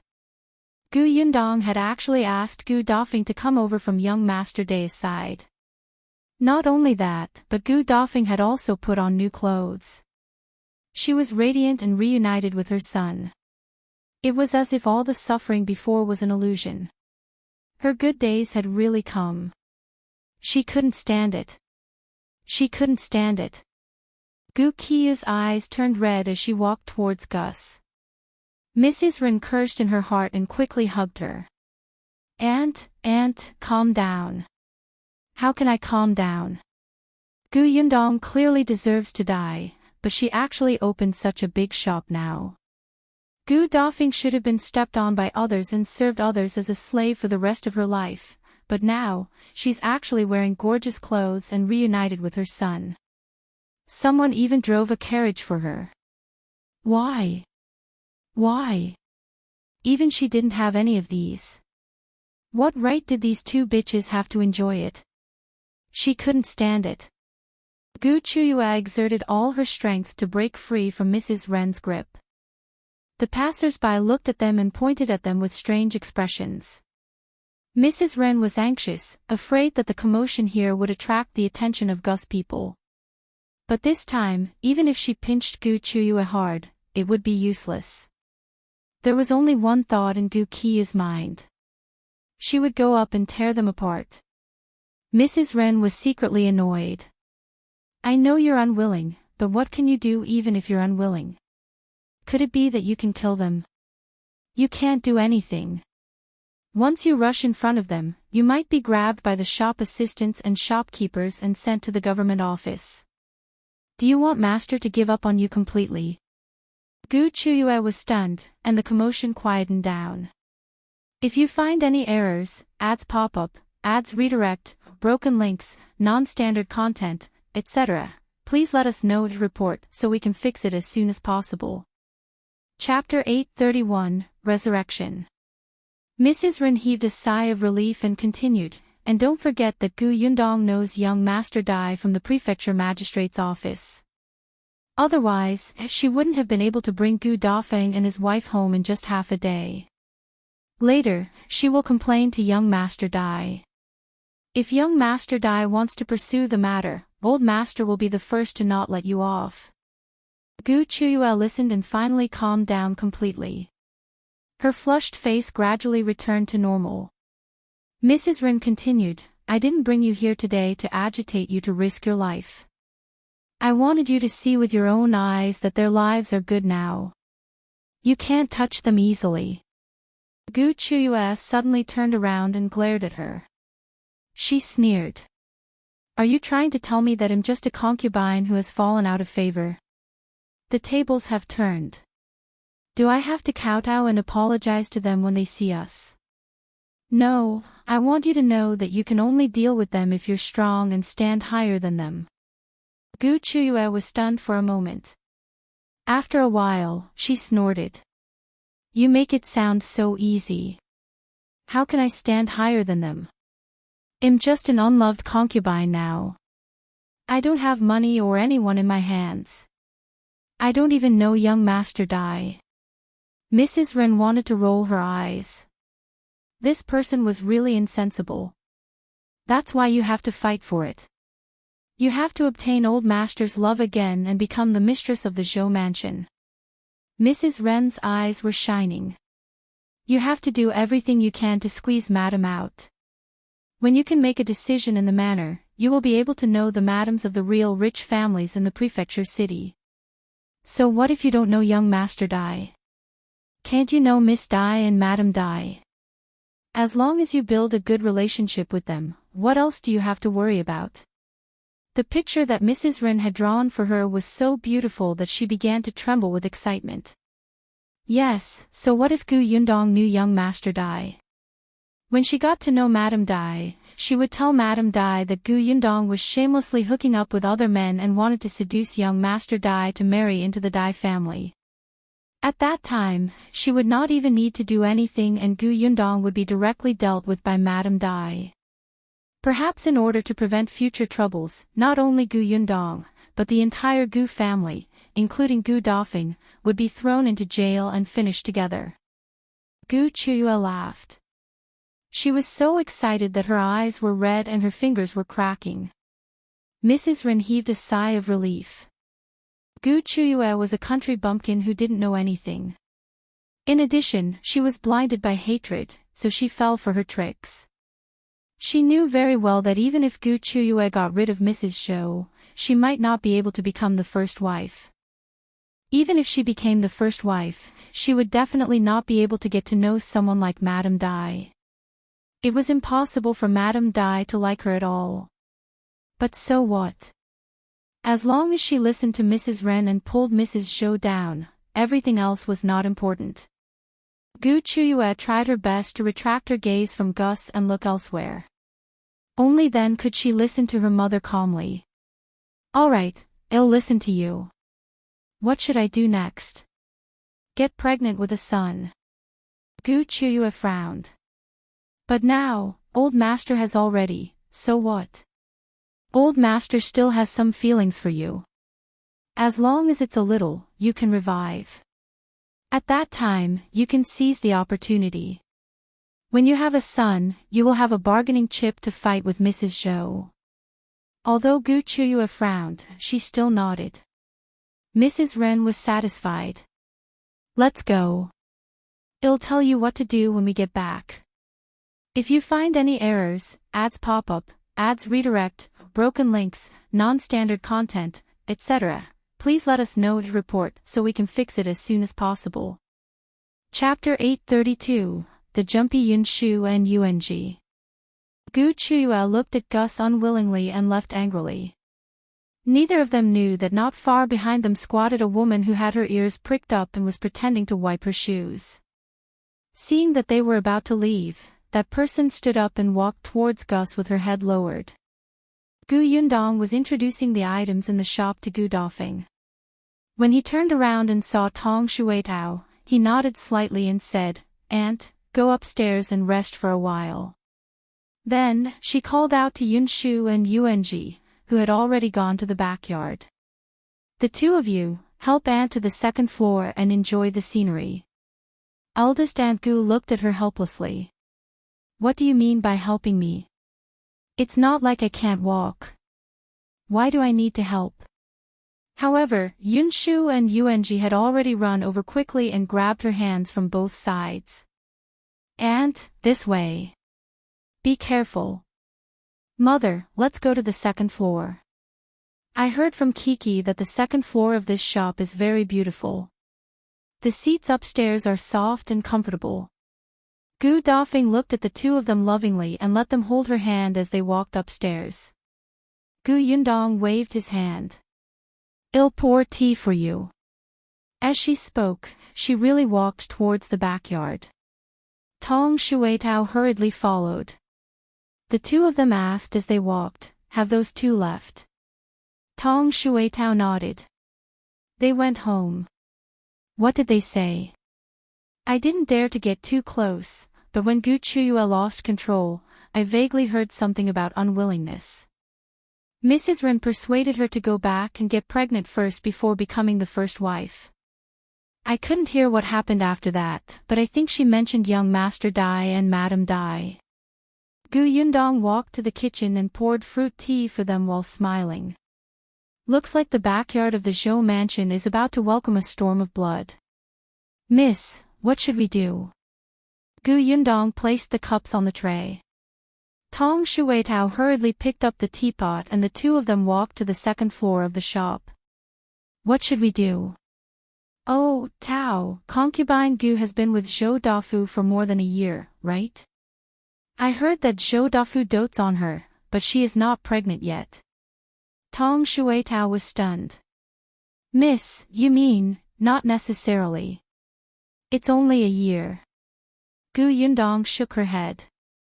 "It's normal for some people to take 3 to 4 years to get pregnant, but, until now, Zhou Dafu only had one son. He didn't even have a daughter. Gu Qiuyue wasn't his only concubine." She smiled and said nothing more. They were already standing on the second floor. Tong Shuetao didn't understand. "But what? Why did Miss say half of it?" Gu Yundong walked into the attic on the second floor and saw the two children lying on the sofa. "It's really comfortable. I can even sleep on it. Look at this pillow. It's soft and can even lean against the wall. There's even a storybook here. Wow, I didn't even see one in the county city. There are many bookstores in the prefectural city. There will definitely be many books. Then let's go to the bookstore in the prefecture next time." Sure. When the time comes, we can come here and sit in such a comfortable chair while drinking milk tea and reading scripts. This is simply a day for immortals." Gu Yundong, who was standing at the door, was speechless. Why were these two so jumpy when she was not around? Ahem. She coughed heavily. "If you find any errors, ads pop up, ads redirect, broken links, non-standard content, etc., please let us know to report so we can fix it as soon as possible." Chapter 833, Misread. The two children heard the commotion and stood up in a second. Gu Yundong walked in and looked at the two of them with a faint smile. The two little guys chuckled at her and sat back down. They even jumped on the cushions. "Eldest sister, it's too comfortable here, so the small people in our hearts came out and spoke by themselves. We weren't the ones who said those words just now." "Yes, it's not us." Bian Yuanzhi nodded vigorously with a serious expression. The corners of Gu Yundong's mouth twitched.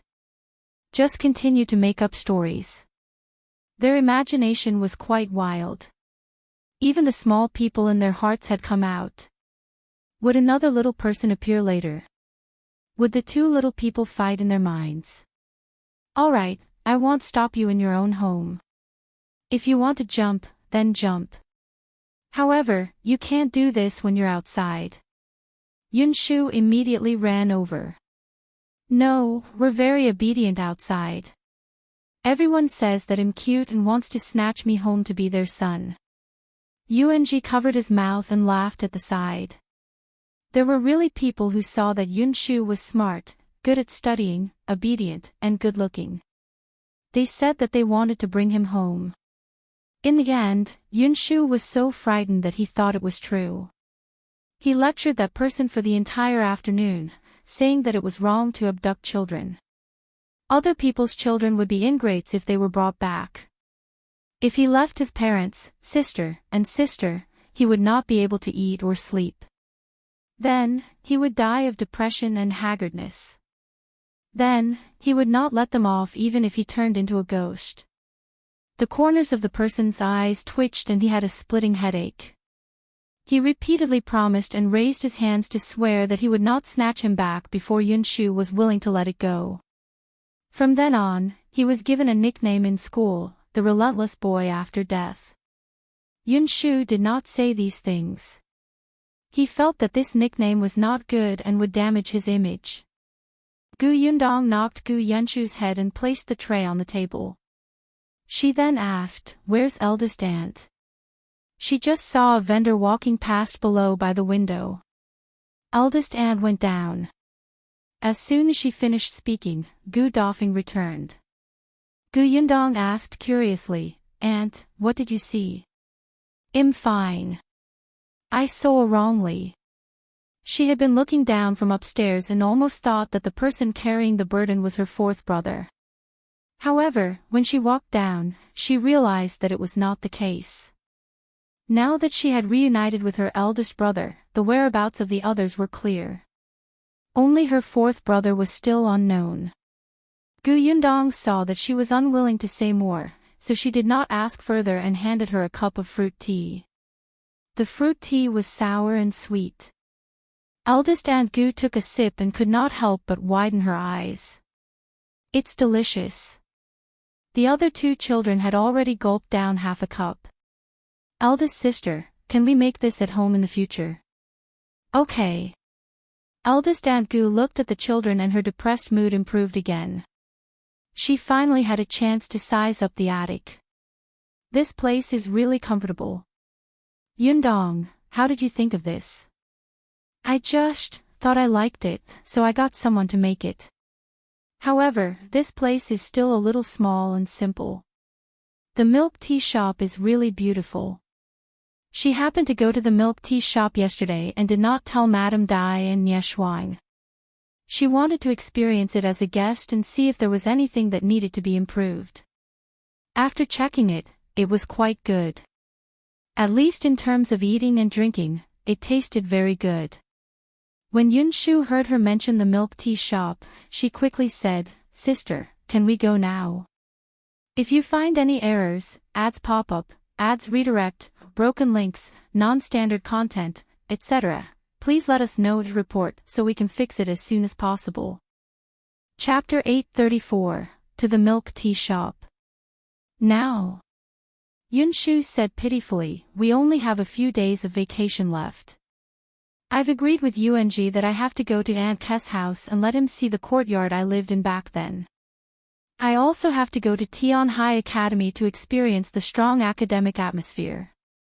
I also have to go to the bookstore and find a storybook. No, find scriptures to read." There were so many places he had to go. His schedule was too full and he was so busy. It was really not easy. Yundong felt sympathy for him. She thought that since there was nothing important in the afternoon, she might as well go. "All right, I'll take you there. At this time, there shouldn't be many people. It wouldn't be a problem to bring the two children over."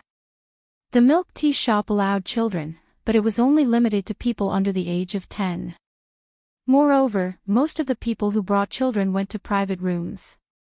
The two children immediately cheered and raised their heads to finish the fruit tea in their cups.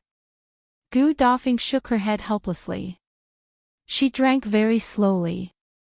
The doctor said that her stomach was not good now, so she had to drink and eat slowly to avoid getting injured too quickly. Taking advantage of this opportunity, Gu Yunshu and Bian Yuanzhi went to the cabinet on the wall to look for storybooks. "I've never seen this before. Let's bring it back." Last time, Junjie said that he couldn't find this book in the bookstore in the county city for a long time. I'll bring it back for him. He'll definitely be happy. When Gu Dafeng heard this after drinking, she immediately frowned slightly and asked Gu Yundong softly, "Is that okay? Can they read storybooks? Will it affect their studies? What if the teacher finds out and is disappointed in them and punishes them?"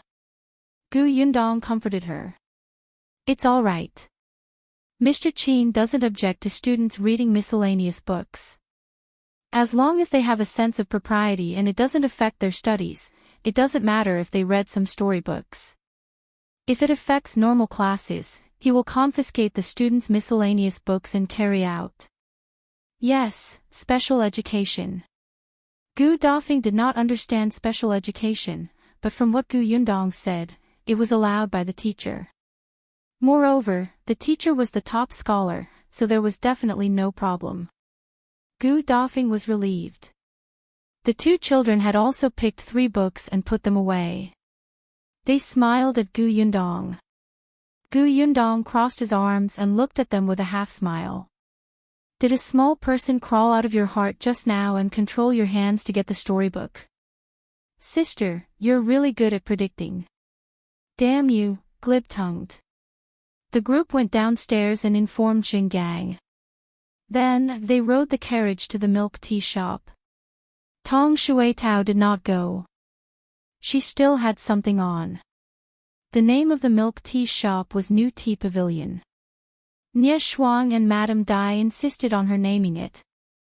Gu Yundong thought that she was bad at giving names and gave up on herself. She thought that if they were not satisfied, they could think of something else. Unexpectedly, the two of them agreed to it. It was simple and clear, allowing people to know what this shop was for at a glance. Wasn't milk tea new tea? No one had seen it before. Gu Yundong was speechless. Ha! Was it that rash?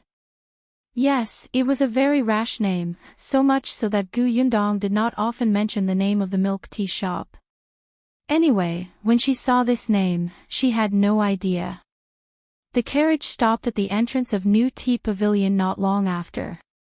Before the two children got out of the carriage, they had already lifted the curtains and saw the 2-story tall shop in front of them. If you find any errors, ads pop up, ads redirect, broken links, non-standard content, etc., please let us know to report so we can fix it as soon as possible. Chapter 835, New Tea Pavilion. New Tea Pavilion. They got out of the car. Gu Yunshu and Bian Yuanzhi looked up at the name on the plaque, deep in thought. Gu Yundong coughed lightly and was about to say, "Hurry up and go in. There's nothing interesting about this name." Unexpectedly, Yunshu suddenly said, "Cook new tea from the river and by all the green mountains as a drawing screen." When I see these 2 words, I can feel that this tea shop gives people a leisurely feeling. Ha! Are you sure? It was rare for Gu Yundong to have a nod in her head. She looked at the plaque above her head with a gratified expression. Relief? Gu Yundong shivered and quickly said, "All right, don't stand at the door. Let's go in first." Only then did they walk in. New Tea Pavilion's business was really booming. Even if it was not time for afternoon tea, more than half of the people in the hall were already seated. Most of these people were dressed gorgeously and spoke very softly. Even when they smiled, they covered their mouths with a handkerchief. Therefore, when she entered, she had a quiet and elegant feeling. However, Gu Dafeng was so shocked that she did not dare to walk forward. So this was what the so-called milk tea shop was like. She thought that it was similar to Gus. However, when she came in, she realized that it was completely different. She stood here as if she had walked into another world. She looked especially out of place. Gu Yundong took a few steps and realized that her aunt was not following her. She quickly turned around and saw that she was at a loss. She was shocked and immediately took a few steps back to support her arm. Gu Dafeng grabbed her tightly. "Yundong, I don't think I should go in." Gu Yundong thought for a moment. "It's fine. Well, go to the private room. It's not in the hall." Eldest aunt, don't be afraid. I'm here. Yuanzhi is also here. This is my shop. You're an esteemed guest here. Come, hold your head high. I'll bring you in. She did not know if it was because of what Yundong had said, but with her and Yuanzhi around, Eldest Aunt Gu felt a surge of vigor. Yes, what was there to be afraid of? This shop belonged to Yundong. If she didn't even dare to enter her niece's shop, not only would she embarrass herself, but she would also embarrass Yuanzhi. Yundong looked at her slightly raised face and smiled. She still wanted her eldest aunt to become the hearty eldest aunt of the past. How cute, right? Let's go. I can do it. Gu Dafeng also smiled. She was still very nervous, her palms were sweaty, and her back seemed to be sweating. She could even feel the guests in the hall looking over. But it didn't matter. She had Yundong by her side. She wasn't afraid. Yundong held her arm and walked steadily to the counter with a smile on her face. Yunshu and Yuanzhi were already standing in front of the counter. When they saw the menu beside them, they couldn't help but lean over to take a look. There was a lady behind the counter. She smiled and asked them, "Did the two young masters come here on their own?" Yunshu looked up and met the eldest sister with a sweet smile. Her eyes were also bright. "No, I came with my sister and aunt." Then she pointed in Yundong's direction. The girl was still smiling as she looked in that direction. The smile remained on her face, but her eyelids twitched violently. Yundong lowered her head and whispered to eldest Aunt Gu. She did not see her. "If you find any errors, ads pop up, ads redirect, broken links, non-standard content, etc., please let us know to report so we can fix it as soon as possible." Chapter 836, Yundong is bankrupt. When she reached the counter, she asked the two children, "Have you thought about what to eat and drink?" "I want to drink milk tea and eat those fries," Yunshu said quickly. "I want double skim milk." Yuanzhi had a special fondness for this. "And chicken nuggets." Yundong looked at eldest Aunt Gu again. The latter did not know how to read and did not know what delicious food there was. She was a little nervous. But with Yundong by her side, she quickly calmed down. "Just order. I don't know what to drink." Yundong thought for a moment and said to the girl, "Then give me another pot of osmanthus tea and a plate of osmanthus cake." She said to eldest Aunt Gu, "Osmanthus tea is good for the stomach. During this season, the osmanthus flowers this year have been plucked and dried. The osmanthus flowers in new Tea Pavilion are all fresh." "All right, I'll try." Yundong said to the girl, "That's all for now. We'll order whatever we want later. We want a private room. The type that children like." When it was renovated, there were many types of private rooms. Yundong did not know which one was still empty, so she could only ask the waiter. The girl's hand under the counter gently tugged, then nodded with a smile. "All right, you'll get someone to bring the guest to the private room." The girl first noted down what they had ordered. Then, she found another young round-faced girl and led them inside. Before Yundong left, she asked, "By the way, where's Su Qing? I saw her yesterday when I came." "Su Qing happened to be resting today, so she didn't come." Yundong nodded and left. As soon as she left, she disappeared behind the door. The girl at the counter suddenly crumpled the paper in her hand into a ball and threw it on the ground. What kind of person is she? She's really shameless. She's so annoying. Another slightly older girl happened to walk behind the counter. When she saw this, she could not help but ask, "What happened? Who made you angry and threw the order away?" As he spoke, he squatted down and picked up the paper. He placed it on the table and smoothed it out. However, the ink on it had completely smudged the words. It was impossible to see what the customer had ordered. The girl could not help but frown. Shao Yi, what does it say? What do you care what she wrote? Ha! The lady frowned even more badly. What's going on? This customer offended you and made you have such an attitude. This won't do. The boss has said that anyone who comes is a guest and has to be treated well. Sister Lan, you don't understand at all. Shao Yi snorted. What kind of guests are they? What's going on? Shao Yi glared at her fiercely. You don't know, but that woman came yesterday too. Before noon, she came to the shop and ordered 2 cups of milk tea. One was hers, and the other was her maid's. Then, the 2 of them sat in that corner of the hall for the entire afternoon. They didn't move at all. The more Shao Yi spoke, the angrier she became. Look at those young ladies and madams who came to our place. Which one of them would sit at the same table as a maidservant and drink tea? Only those ignorant and dilapidated families are so impolite. Wei Lan felt that this was wrong. Shao Yi, there's no rule in our shop that you can't sit with a maidservant. What do you know? When Shao Yi saw her retort, her tone could not help but become heavier. There's something even worse. If you find any errors, ads pop up, ads redirect, broken links, non-standard content, etc., please let us know to report so we can fix it as soon as possible. Chapter 837, 3 Bosses. A customer looked over and Wei Lan quickly pulled her back. Be quiet. Shao Yi shrunk her head and continued, it's fine if they sit in this shop for half a day, but the problem is that they keep stealing glances at others.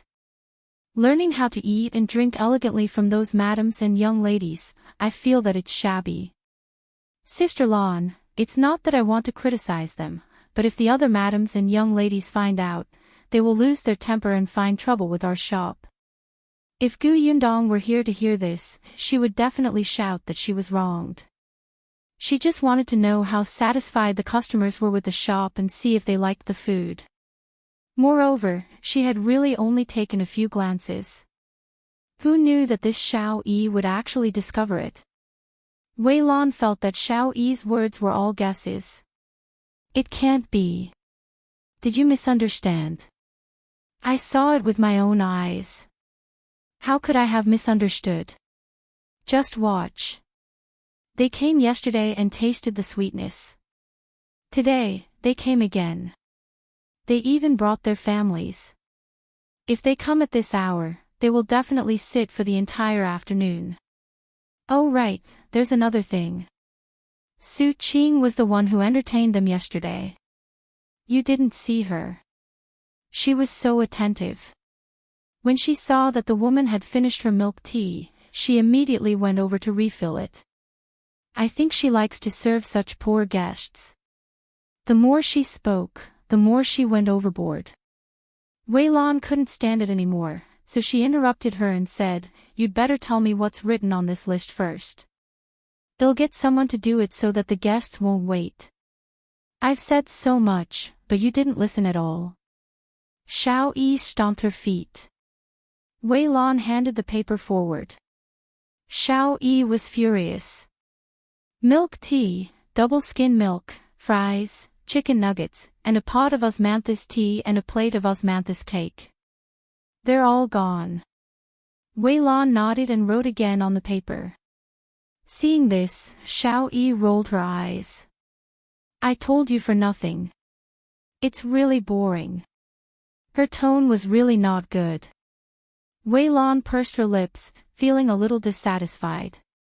She was Nie Shuang's woman, and Shao Yi was Madame Day's woman. In the beginning, everyone was the same and got along well with each other. After all, the 2 bosses had repeatedly instructed them to get along harmoniously and not to fight among themselves. Therefore, the girls in the shop were quite friendly. After all, they were all carefully selected. At least, they did their best to treat the customers. But as time passed, conflicts arose. Among the 3 owners, Gu Yundong had never appeared, even though Nie Shuang and Madame Dai seemed to think highly of her. However, everyone still knew that this boss did not have much power. In addition, they did not know her, so they did not know her personality. Naturally, in everyone's hearts, she was not as prestigious as the other two bosses. Moreover, Nie Shuang and Madame Dai had brought many people with them. Boss Gu only had Su Qing. Su Qing's family background was not particularly good. Therefore, gradually, the shop was divided into several factions. In the beginning, Wei Lan thought that Su Qing was alone and would probably be ostracized by everyone. She did not expect her to be so popular, especially with the few old women in the kitchen. Therefore, even though she seemed to be alone, the people in the shop did not become enemies with her. Everyone seemed to be harmonious with her. During this period of time, everyone's mental state had more or less changed. As for Shao Yi, she had the biggest change in temperament here. Because she felt that she belonged to Madame Dai and was superior to others. If you find any errors, ads pop up, ads redirect, broken links, non-standard content, etc., please let us know to report so we can fix it as soon as possible. Chapter 838, She said thank you. Wei Lan did not like her very much, but she did not dare to offend her. The balance between the three bosses was very important.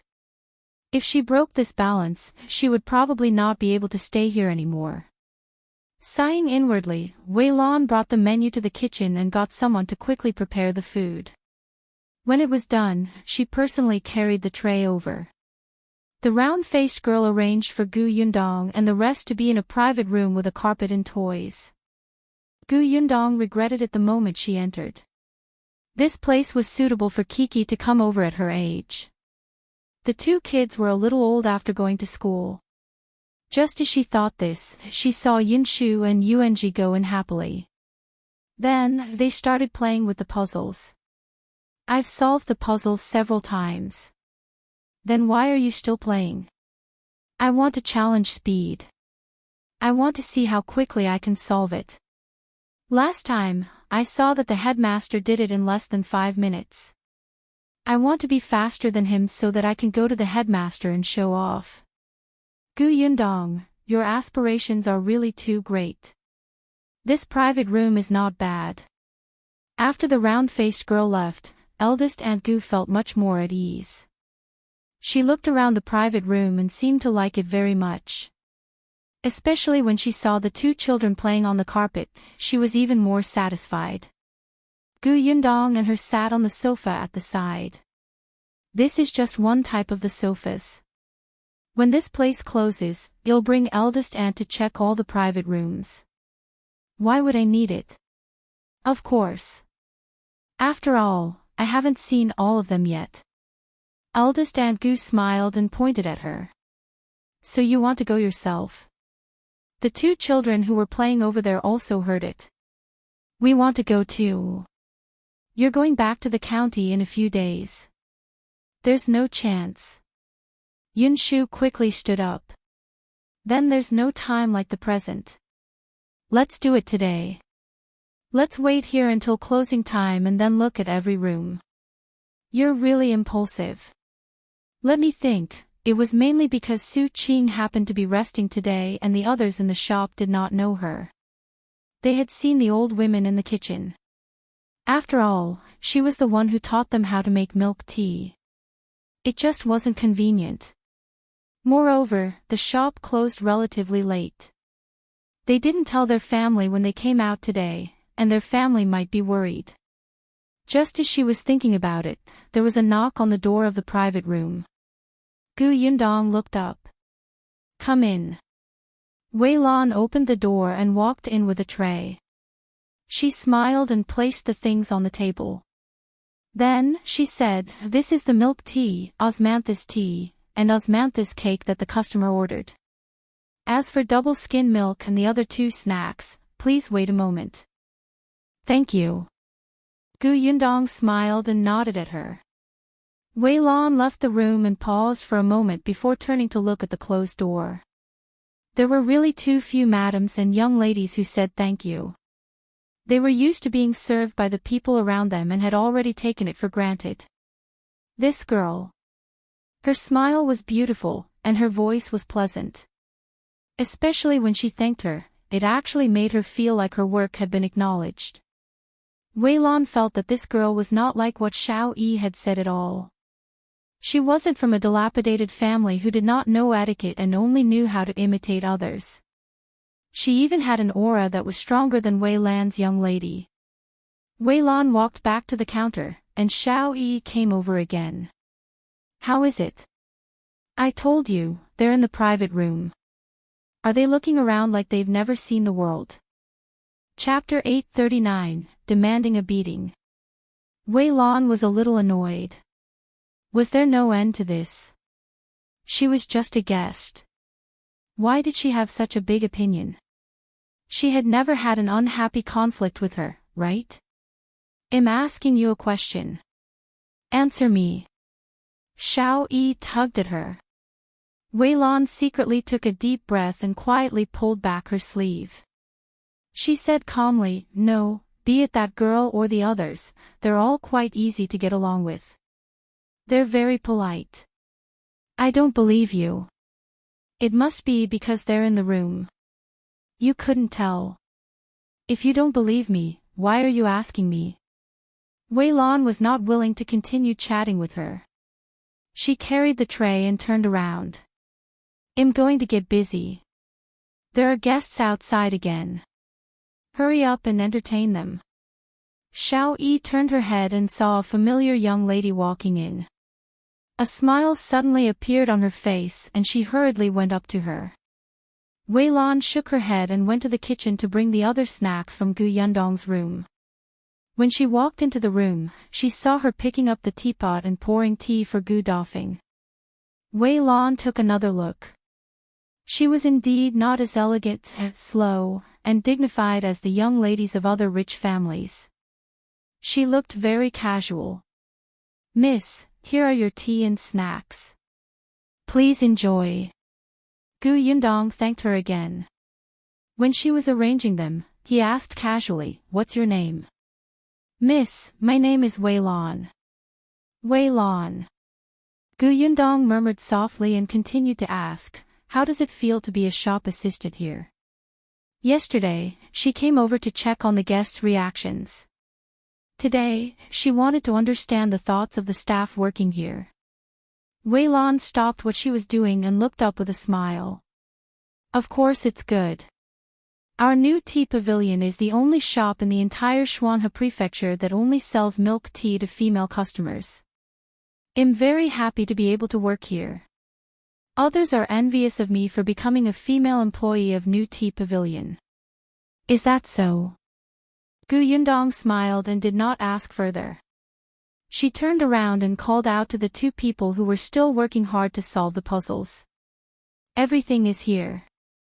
Hurry up and wash your hands. Otherwise, it will get cold later. Gu Yunshu had just finished the last puzzle, but it had been a long time and he felt a little defeated. Bian Yuanzhi patted him on the shoulder. It's okay. Let's work harder. You have to think like this. The teacher is so many years older than you. When you reach the age of the teacher, you will definitely be able to solve it faster than him. Gu Yunshu was instantly comforted. His eyes lit up as he said, that's right. The teacher is already so old. His hands are much older than mine. Then, he shook his chubby hand. He had been eating a little too much recently, and his hand was no longer flexible. The corners of Gu Yundong's mouth twitched. In your eyes, are all people over the age of 10 old? This brat really deserved a beating. He was not cute. She urged him, aren't you going? I'll go now. The two of them hurriedly stood up. Wei Lan quickly said, I'll bring the two young masters over. Most of the guests in this house were guests who brought their children over. They were afraid that the children would overturn the basins when they ran, so the basins were not placed inside. Wei Lan opened the door and let Gu Yunshu and Bian Yuanzhi out. There was a washroom in the courtyard. Gu Yunshu walked on the steps and wanted to wash himself, but Wei Lan had already taken a wet handkerchief to wipe his hands. Yunshu was still a little embarrassed, so he stood there obediently. When he was done wiping his hands, he said, "Sister, when will new Tea Pavilion close?" Chapter 840, Brainwashed by Yunshu. Wei Lan was stunned for a moment. "Little master, why are you asking this?" She had already wiped Yunshu's hands. She got up and wrung the towel because she wiped Yuanzhi. "We want to take a look at the other rooms after closing when there are no customers."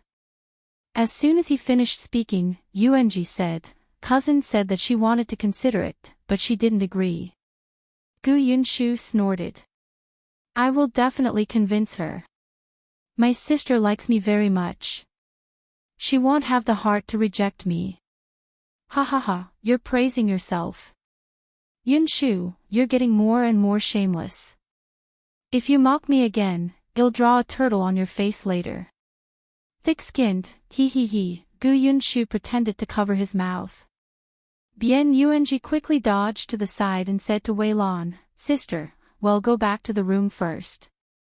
Then he ran. Yunshu hurriedly chased after him. The two of them quickly entered the private room. Wei Lan stood on the spot and watched as their little figures gradually disappear. The corners of her mouth pursed slightly. Pfft, a familiar sneer suddenly came from the side. Wei Lan turned around and saw Shao leaning against the pillar under the corridor. She had an expression that said, "Am I right?" She slowly walked in front of Wei Lan and pointed at the door of the room. "You didn't believe me when I told you, but did you hear him now? They're going to stay until closing time and then check all our private rooms." Wei Lan didn't say anything this time. Shao became even more smug. They treat this place as their own backyard. They can visit whenever they want. Who agreed? Why don't they take a look at themselves? Those esteemed guests wanted to visit, but our madam didn't agree. Just them. How prestigious. Wei Lan thought of Yundong's expression of gratitude and felt that she was not the kind of guest who would make unreasonable requests. Hence, he still defended her. Just now, it was just the thoughts of the two young masters. "You heard it too. That girl didn't agree. But she said she'd think about it. She didn't say no. Perhaps it's to appease the little masters." Shao snorted. "You're really stubborn. All right, let's see if they'll stay until closing time. Let me tell you first, I won't be polite to such rude guests who make excessive requests. Our shop is backed by the wife of the prefecture magistrate. There's no need to give anyone face in the entire Shuanhe prefecture." After saying that, she turned around and left. "Shao Wei Lan chased after her for a few steps before stopping. She turned her head and looked in the direction of the room. After a while, she returned to the hall. Meanwhile, in the room, Yundong was brainwashing Yunshu. "Sister, don't you often say that we have to catch them off guard? Think about it. If you suddenly say that you want to inspect the shop and check all the rooms today, everyone won't have time to prepare. What you see will be the true appearance of the rooms, right? I heard a story from our teacher. He said that an emperor from the previous dynasty wanted to experience the suffering of the common people, but every time, he would mobilize a large number of people and tell everyone in advance. Then, everyone would know where the emperor went, so everything was prepared in advance. When the emperor left the palace, he would see the common people singing and dancing. The common people would eat their fill and wear warm clothes with a satisfied smile on their faces. Guess what happened in the end? Yunshu deliberately kept her in suspense. If you find any errors, ads pop up, ads redirect, broken links, non-standard content, etc., please let us know to report so we can fix it as soon as possible. Chapter 841, Ask Eldest Aunt. Yundong resisted the urge to roll her eyes. Of course, she knew that this kind of story was too common.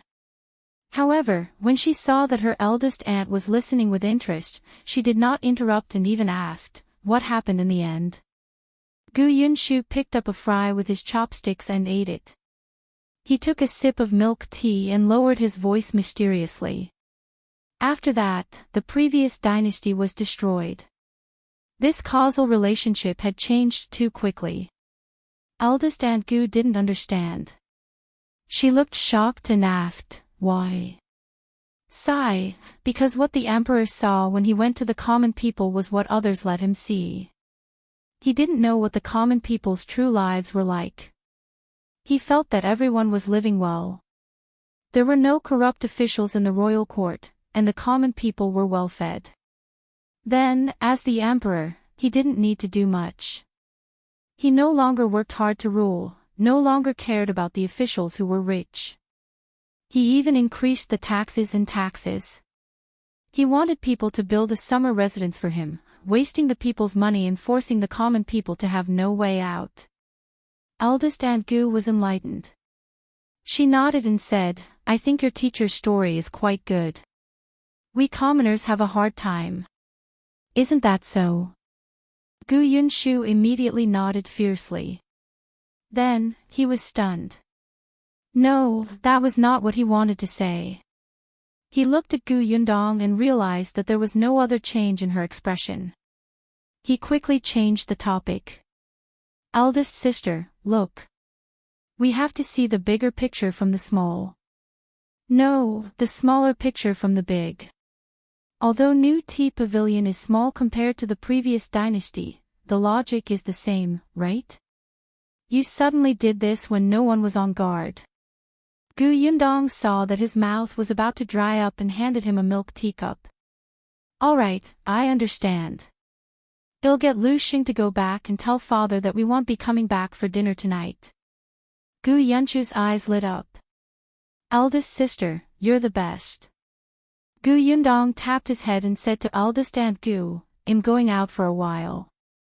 It was not suitable for men to enter new Tea Pavilion, so Yundong asked Xiong, who had driven over, to rest at the tea stall beside him. The business of this tea stall was very good now. There were especially many coachmen like Xiong who sent Miss and Madam to new Tea Pavilion. Yundong returned after instructing Xiong. However, when she passed by the counter, she felt an unfriendly gaze. She turned her head to look, and the other party immediately put on a smile. Yundong raised her eyebrows. This seemed to be the person who had ordered for them previously. She lowered her eyes and suddenly smiled. Yunshu, that brat, had a point. Shao maintained her smile. After Yundong left, she snorted. She would wait for 2 hours to see if this stranger would leave. If the stranger did not leave, she would have to ask her to leave. Yundong returned to the room and saw Yunshu showing off to Bian Yuanzhi. "I told you that my elder sister dotes on me the most.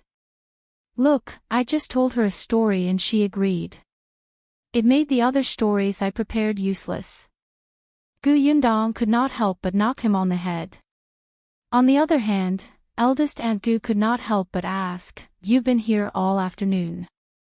Will it delay your work?" She knew that Yundong was very busy now. There were many things to do in the shop and workshop. "I won't delay.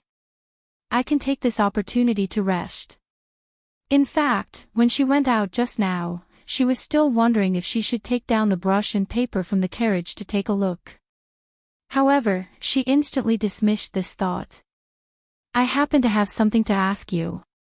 If you find any errors, ads pop up, ads redirect, broken links, non-standard content, etc., please let us know to report so we can fix it as soon as possible." Chapter 842, Chasing Yundong Away. "What is it?"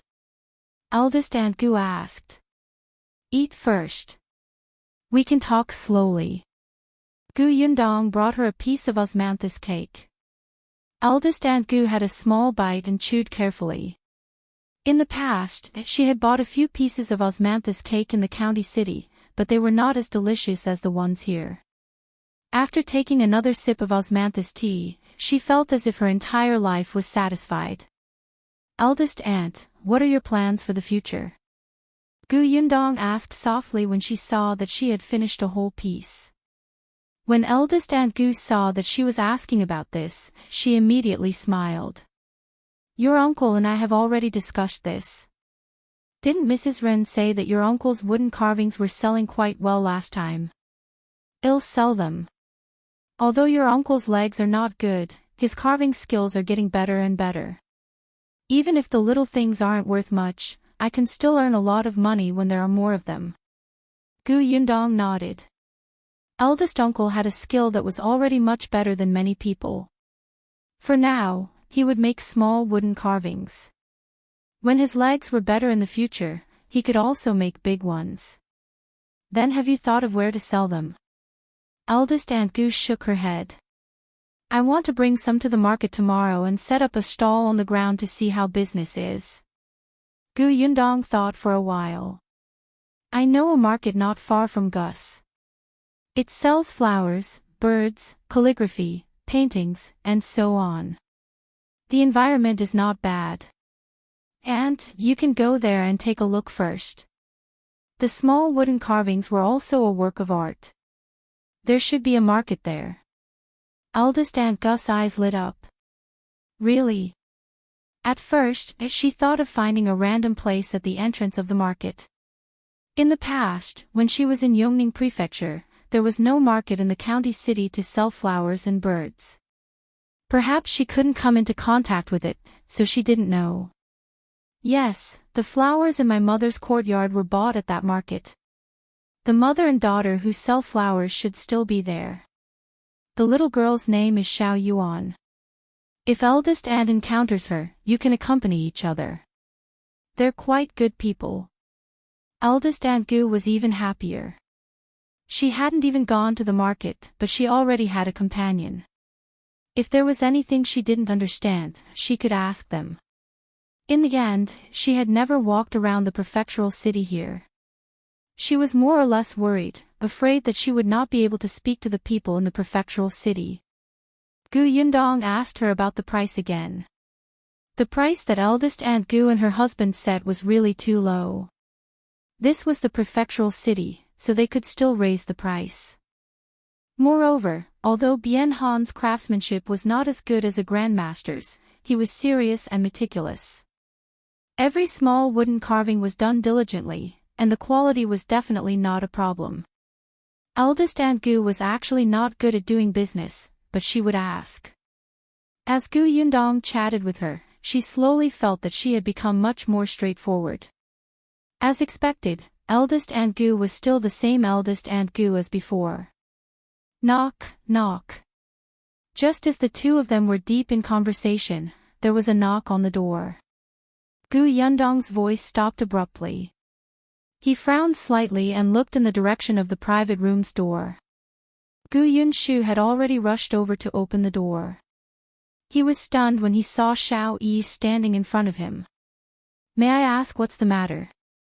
Shao Yi still had a smile on her face and her attitude was still polite. She stood at the door and looked at Yundong. Miss, it's already 3 p.m. 3 p.m. So what? All right, I understand. Yundong smiled and nodded gently. If you find any errors, ads pop up, ads redirect, broken links, non-standard content, etc., please let us know to report so we can fix it as soon as possible. Chapter 843, Fight. Shao Yi saw that she was pretending to be stupid and did not know what was good for her, so she simply made it clear. Miss, it's like this. Ever since our new Tea Pavilion opened for business, there have been many customers every day. Whether it's the hall or the room, it's filled with people. Especially afternoon, some customers still have to wait for seats. Yundong frowned, but Shao Yi continued to smile and said, it's the most crowded time now, so there's no room. A madam had tea and snacks in this room last time and was very satisfied. Today, she came over and asked us for this room again. Yundong looked at her with a faint smile. How strange. There was actually someone who chased away guests. Yunshu scratched his head and looked up at Shao. Didn't you tell that madam that there are already guests in this room? Shao lowered her head to look at him, then continued to look at Yundong and said, Miss, look, you've been here for nearly 4 hours. Yunshu was enlightened and could not help but widen his eyes. So you want to chase us away? He quickly turned around and walked to Yundong's side. Eldest sister, she is a bad person. Shao was so angry that she almost fell backward. This stinky child. Yundong saw that she could not maintain the smile on her face and finally said, but we haven't finished eating. She had been talking to Eldest and Gu just now and only eaten 2 pieces of osmanthus cake on the table. Yunshu had finished his fries, but Yuanzhi's chicken nuggets were still there. He wanted to eat them later. Shao also saw the table in front of them and felt even more contempt in her heart. She did not expect them to eat so slowly just to stay here until closing time. She had really learned something. You can take the food back. As soon as she said this, Wei Lan ran over while panting. She pulled Shao out. Do you know what you're doing? Is this how you treat guests? Then, she bowed apologetically to Yundong. Miss, I'm sorry. There were too many things to do. She was too busy. I'm really sorry. Wei Lan did not expect that Shao would really come here to chase away guests when she only went to the toilet. From the first day they came here as workers, Madame Dai and Miss Nia had emphasized that they were not allowed to be rude to guests or chase them away. They tried their best to satisfy the customers' needs. If they made rude requests, they had to reject them tactfully. Only those who were really unreasonable would be chased out and not be allowed to step into new Tea Pavilion from now on. However, this girl had never done anything out of line. She had brought 2 young children with her, but they did not cause a commotion to affect the other guests. It would be unreasonable for Shao to chase them away like this. She lowered her voice and warned her, don't go overboard. It won't do you any good to offend the guests. What's there to be afraid of? We have Madame Dai. At this moment, Yundong had already stood up and was walking towards the door when she heard this. Therefore, this person was with Madame Dai. As expected, the conflict still emerged. Shao refused to leave. Wei Lan tried to pull her a few times but to no avail. At this moment, a scream suddenly came from the hall in front. Following that, the round-faced girl from before ran over and called Wei Lan and Shao. Sister Lan, Sister Shao, bad news. Someone is fighting in front. What? Wei Lan and Shao were shocked. If you find any errors, ads pop up, ads redirect, broken links, non-standard content, etc., please let us know to report so we can fix it as soon as possible. Chapter 844, Inquiry. Wei Lan immediately ran to the front hall. Shao paused for a moment and turned to look at Yundong. She quickly followed the round-faced girl. Yundong stood where she was and was silent for a moment. Then, she said to Eldest Aunt Gu, who was standing behind him, Aunt, rest here first. I'll go over and take a look. I'll go with you. No, I'll be right back. With that, Yundong strode towards the main hall. Just as she turned around the large screen in the hall, she heard a commotion. There were many people in the hall. Some of them had already stood up and retreated to the side to watch the commotion. Yundong glanced at them. These people were very interesting. They were still holding cups and snacks in their hands, as if they were afraid that they would lose the food. The troublemakers should be 2 rich wives. They were very young and looked to be less than 20 years old. At this moment, neither of them allowed the other to look at each other. It was an exaggeration to say that they were fighting. They should have quarreled. There was a broken cup on the ground. Wei Lan and Shao Yi were persuading the two of them, but they didn't listen at all. Yundong took a few steps forward and walked to the anxious round-faced girl. She asked in a low voice, "What's going on? Which families are these two madams from?" The round-faced girl was stunned for a moment. When she turned around and saw that it was her, she only smiled slightly but did not answer. This was a private matter of a guest. How could she gossip in front of other guests, especially at such a time? But just because she didn't gossip didn't mean that others wouldn't do it. A girl standing on Yundong's right immediately told her excitedly, "You don't know, do you? Let me tell you, the one on the left is Mrs. Yu from the east of the city. Her family runs a cloth shop. The one on the right is also from the east of the city. Her surname is Tian, and her family is in the wine business." Yundong turned her head slightly and saw the girl's excited face. She held a cup of milk tea in her left hand and a loaf of bread in her right. Her eyes were shining as she stared at the two quarreling people, as if she was looking forward to them fighting. The round-faced girl also glanced at her. Perhaps because of her status, she did not say anything. On the other hand, the girl happily shared the gossip with Yundong. It said that Mrs. Yu and Mrs. Tian had a good relationship when they were young, but later on, they became worse and worse. They hated each other. If any family invited them to a birthday banquet, as long as one of them went, the other would definitely say that they were sick and would not go. Unless they had to, they would not see each other no matter what. "You know them quite well."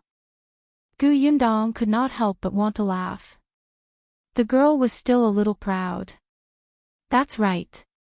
I don't have any good points, but I know a lot of things in this prefecture." Yundong was speechless. This girl was an informant. "Miss, what's your name?"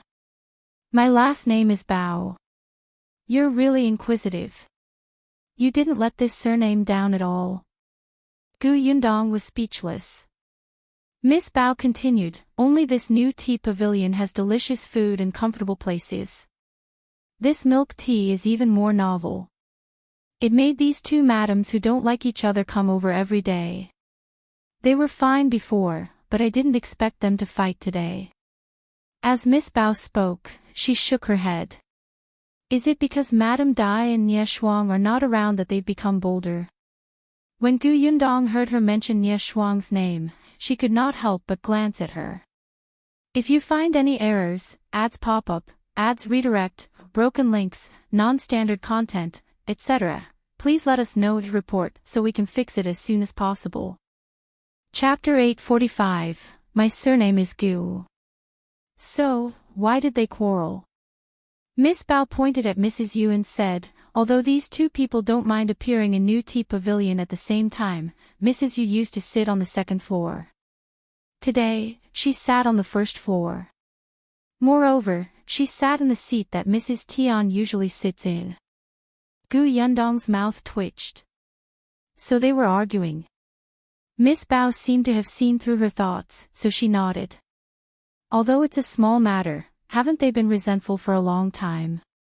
Wouldn't they start arguing with a reason?" She even dropped the cup. These two families were both merchants, and they were just ordinary merchants. They did not pay much attention to the rules, and they were both married. Therefore, they could quarrel in such a place. If they were like the Nie family, they wouldn't dare to quarrel with others in public. Even if they got married, they would be criticized. Miss Bao took another sip of milk tea and enjoyed being a bystander. In the end, she suddenly remembered and turned to ask Yundong, "By the way, I still don't know your name. I've never seen you before." Yundong laughed. "Didn't you say that you know everything about Shuanhe Prefecture?" That was not cute. Wouldn't she have to inquire about it before she knew everything? "My surname is Gu." With that, Yundong walked towards the two people who were still arguing. Miss Bao frowned and pondered. Gu? Which family was she from? She had no impression of her at all. Just as she was about to ask more carefully, she looked up and saw that Yundong had actually gone between the two of them. She was so shocked that she almost lost grip of her milk teacup. What was she doing in their midst? Couldn't she just watch from the side? She was not the only one. Shao, who was standing in front, was also stunned when she saw her coming over. However, she quickly reached out to hold her back. What are you doing here? It's already messy enough here. Yundong pulled her arm back. Shao staggered and almost lost her balance.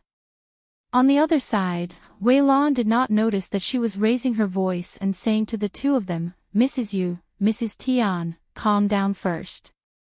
Let's talk slowly. I can't talk slowly. She was the one who threw the cup at me. She clearly wanted to murder me.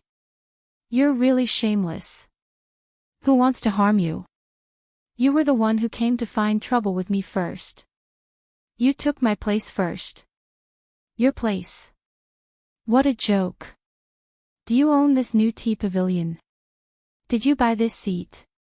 It was originally reserved for whoever arrived first. You're amazing. You even want others to specially save it for you. You usually sit on the second floor, but today, you chose to sit on the first floor and even occupied this seat. You're clearly provoking me on purpose. The two of them argued more and more fiercely, neither giving in to the other. Yundong had a smile on her face. She stopped behind Weilan and patted her shoulder. Weilan's mouth was dry, but the two of them ignored her and continued to argue as they got closer and closer. If they were not careful, their fingernails would have scratched each other. Weilan immediately turned around when she was patted on the shoulder. She was even more surprised to see Yundong walking over. Go to the kitchen and find two strong old women, Yundong said. Weilan was stunned for a moment before she smiled bitterly. Miss, go back to the private room. I'll give you an explanation when I'm done. She thought that Yundong was still angry about what happened before. If you find any errors, ads pop up, ads redirect, broken links, non-standard content, etc., please let us know to report so we can fix it as soon as possible. Chapter 846, She's Boss Gu. However, Yundong said, Weilan, my name is Yundong. I think Madame Dai and Nie Shuang have mentioned my name before. Weilan's eyes widened. Yundong. Wasn't that the name of the third boss of their new Tea Pavilion? She was actually the Gu family's boss. Weilan was suspicious for a moment, but on second thought, there were very few people who knew that one of the new Ming Pavilion's bosses was Gu. There was no need for this person to lie to her now. Besides, the old women in the kitchen had all said that they had seen Boss Gu. If she wasn't, she would immediately be exposed. Thinking of this, Weilan hurriedly nodded and quickly ran in the direction of the kitchen. On the other side, Shao had just stabilized herself. When she saw her, she wanted to go forward and criticize Yundong. Unexpectedly, Weilan did not see her at all. Instead, she bumped into her as she ran, causing Shao to take a few steps back. She pressed her hands against the edge of the table and barely managed to stand. She was instantly furious. She swung her painful fingers and said angrily, Weilan, what's wrong with you? Hiss, Weilan returned very quickly with two old women behind her. Two old women squeezed into the crowd. When they saw Yundong, their eyes lit up. Boss Gu. When Weilan heard this, she finally believed it completely. Her eyes were filled with excitement as she hurriedly greeted respectfully, Boss Gu. She really did not expect that the rumored mysterious Boss Gu would actually appear in front of her. She even thanked her. For some reason, Weilan's face was a little hot. Thinking about what she had done today, she didn't seem to have done anything rude, right? As for Shao, forget it, let's not think about it anymore. These were not things she should worry about. Boss Gu definitely knew. The most important thing now was to quiet down the two arguing madams. The new Tea Pavilion had already become a place to watch the commotion. Afraid that Yundong did not know their identities, Weilong quickly went forward and planned to explain to her in advance.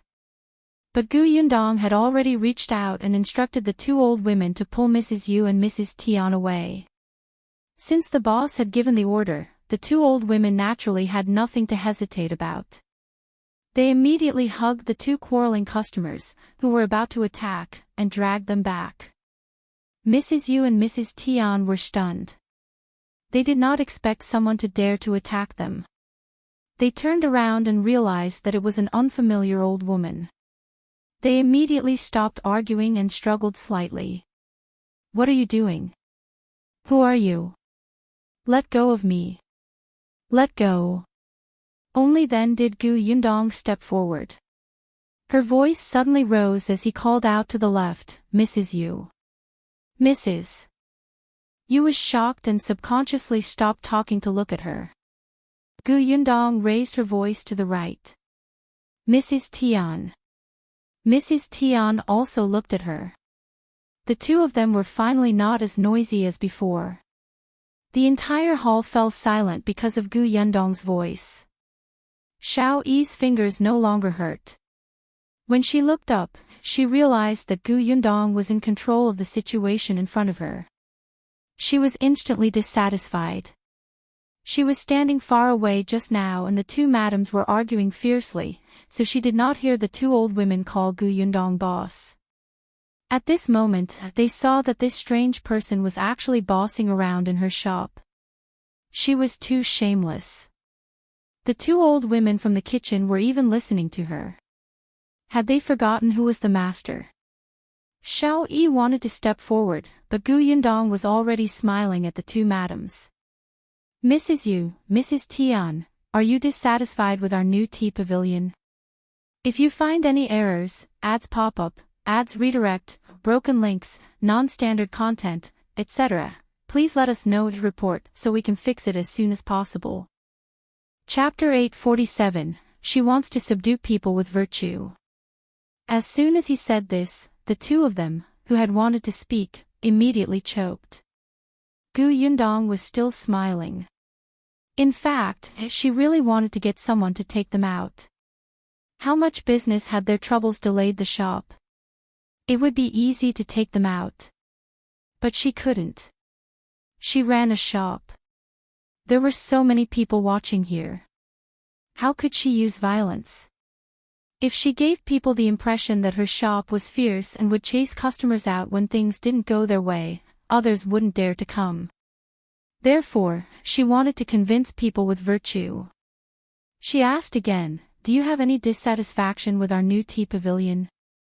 Mrs. Yu and Mrs. Tian suddenly came back to their senses and hurriedly shook their heads. "No, we are not dissatisfied with the new Tea Pavilion. We are just dissatisfied with her." Who would dare to be dissatisfied with the new Tea Pavilion? However, they were indeed arguing and fighting in new Tea Pavilion. The two of them suddenly reacted and instantly broke out in cold sweat. Yundong continued to smile. Oh, they had a tacit understanding. Even their words were the same. "Since you don't have any dissatisfaction, why don't you calm down and talk about it slowly? Arguing hurts the mind. If you get angry too much, it's easy to get old. You two ladies are both young, beautiful, and outstanding. It's not worth getting angry over such a small matter, right? Just treat it as giving face to new Tea Pavilion. Sit down and talk slowly, okay?" Yundong gave them a way out and the two of them left. Now that they had woken up, they finally understood where they were. This was Madame Day's place. A family like theirs did not dare to cause trouble. Therefore, although she still looked angry, she did not argue anymore. Seeing this, Yundong turned to Weilong and said, "Bring the two madams to the room and serve 2 cups of osmanthus tea to calm down." It was naturally not appropriate to solve the problem in front of everyone. "Yes." Weilong secretly heaved a sigh of relief and quickly led the two of them to the side room. The two old women also let go. Only then did Yundong say to the remaining people, "We've disturbed everyone today. Please forgive me. In order to apologize to everyone, I got someone to prepare some trinkets and let everyone bring them back later. Don't stop coming again because of such a small matter."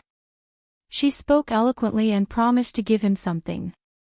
Although it might not be worth much, this attitude made people feel very comfortable. Not to mention that they didn't dare to really blame New Tea Pavilion, but they had come over to drink tea and rest when they were disturbed. Their good mood was gone, so they naturally had a grudge. What's more, there was no lack of madams with husbands or sons in high positions present. They did not have to give Madame Dai face. They only pursued this quiet and comfortable environment. Yundong's words really made the madams who were about to leave stop. To be honest, the refreshments here were really delicious and novel. They didn't know what the trinkets were, but they were actually looking forward to it. Yundong asked the round-faced girl to clean up the place first before she excused herself and left. As soon as she left, the people in the hall suddenly reacted. This girl. Who was she? Was she a new employee in this shop? But her clothes didn't look like it. On the other hand, Shao was stunned for a moment before she hurriedly caught up with Yundong. "Stop right there. Who are you? Who asked you to be in charge of our shop? You even gave us trinkets. You're really..." Yundong turned her head abruptly and scanned her face with her sharp and cold gaze. "Shut up. I'll settle the score with you later. If you find any errors, ads pop up, ads redirect, broken links, non-standard content, etc., please let us know to report so we can fix it as soon as possible." Chapter 848, Listen to Me. Shao was stunned by her cold gaze and stood rooted to the ground. She had only dared to speak ill of others behind their backs. Even if she chased the guests away, it was only because her heart was too arrogant for a moment. It was her first time doing it. Now that Yundong was looking at her, she felt inexplicably flustered. Yundong had already walked into the room. As expected, Mrs. Yu and Mrs. Yu sat on two sides and did not speak to each other. Weilon persuaded them softly and poured them tea. When they saw Yundong enter, they immediately turned their heads away. Just now, Weilon had already said that this person was the owner of New Tea Pavilion. They had met Madame Dai and Xiong before. This was indeed the first time they had seen this boss Gu, who was rumored to not even have come on the day of the opening. Yundong sat down in front of the two of them and smiled. "All right, there's no one else here. You can tell me what happened." Mrs. Tian was the first to speak. "Boss Gu, I'm not an unreasonable person. No one wants to cause trouble for New Tea Pavilion. It's just that Mrs. Yu is too much. Not only did she occupy my position, but she also mocked me. Her words are too unpleasant." Mrs. Yu sneered. "What an interesting thing to say. That seat isn't yours. If you hadn't come to find trouble with me first, I wouldn't have bothered with you. But you're usually on the second floor. You're clearly..." Seeing that the two of them were about to quarrel again, Yundong waved her hand. "Stop. Since both of you think that you have a point, why don't you listen to me?" The two of them closed their mouths. Yundong smiled and said, "Mrs. Tian, every seat in New Tea Pavilion is prepared for all the guests. There is indeed no specific seat for anyone. Of course, I can understand that you come often and are already used to that seat. But Mrs. Tian, have you ever thought that you can change to another place and see other scenery? The second floor is not bad, and the rooms at the back are not bad either. You might not know this, but not to mention the second floor, even those rooms have their own scenery. If we change to a different one every day, when others ask about New Tea Pavilion later, Mrs. Tian will have something to say. Perhaps others will envy you, right?" Mrs. Tian was a little unhappy when she heard her say that she was in the wrong. The last sentence stunned her for a moment. A thought flashed through her mind. That's right, not many people came to New Tea Pavilion. She could come every day because her husband held power and her dowry was generous. The other sisters-in-law and concubines in the family, and even her mother-in-law, had only come twice. In the future, when the family asked, her mother-in-law would tell them how spacious and novel the hall was, how sweet and delicious the milk tea was, and how delicious and fresh the snacks were. After she finished speaking, no one would ask Mrs. Tian anymore. If she went through all the places in New Tea Pavilion, wouldn't she be surrounded like a star? In the end, she was just being vain. Seeing that she did not speak, Yundong smiled and turned to look at another person. Mrs. Yu, why aren't you sitting on the second floor today? Mrs. Yu was stunned. Actually, she had been thinking about Yundong's words just now. They seemed to make sense.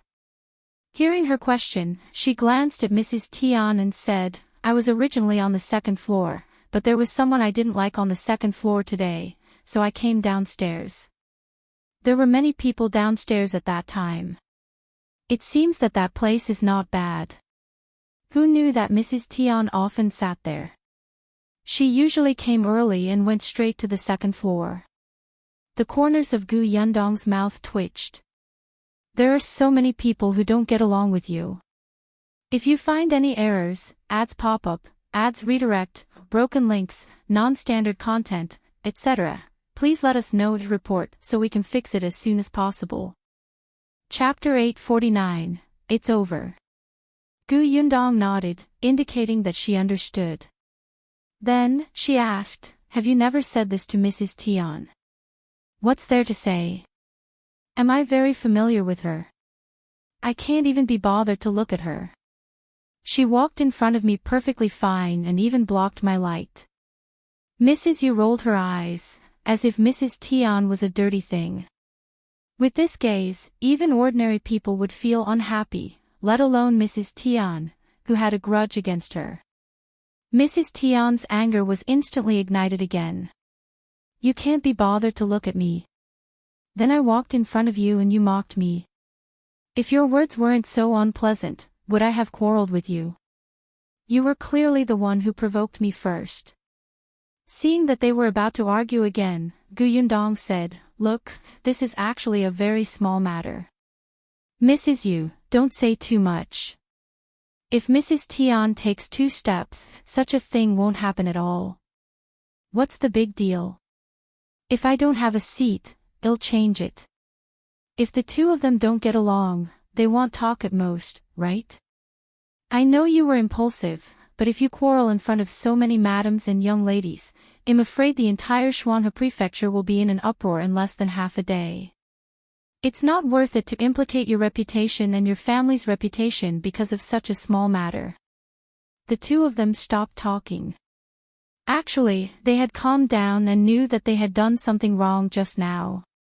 Even if they wanted to quarrel, they could not quarrel in New Tea Pavilion. Although their family was only an ordinary rich family, it was really embarrassing for them to scold each other in public like a shrew in the market. They would probably not be able to answer to their husband and mother-in-law when they returned. The two of them thought it through and felt that what Yundong said made sense. Seeing that the two of them had calmed down, Yundong smiled and said, Can we just let this matter go? It's not easy for our New Tea Pavilion that has just opened for business. Take it as giving New Tea Pavilion face. I'll get someone to offer you some trinkets later.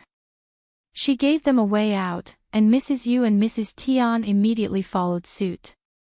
They smiled and said, Thank you, Boss Gu. Then, the two of them chatted awkwardly in a gentle tone and let this matter pass. Yundong smiled. Isn't that good? Damn it, it was not easy to be a female director of mediation. She was so tired that she was sweating.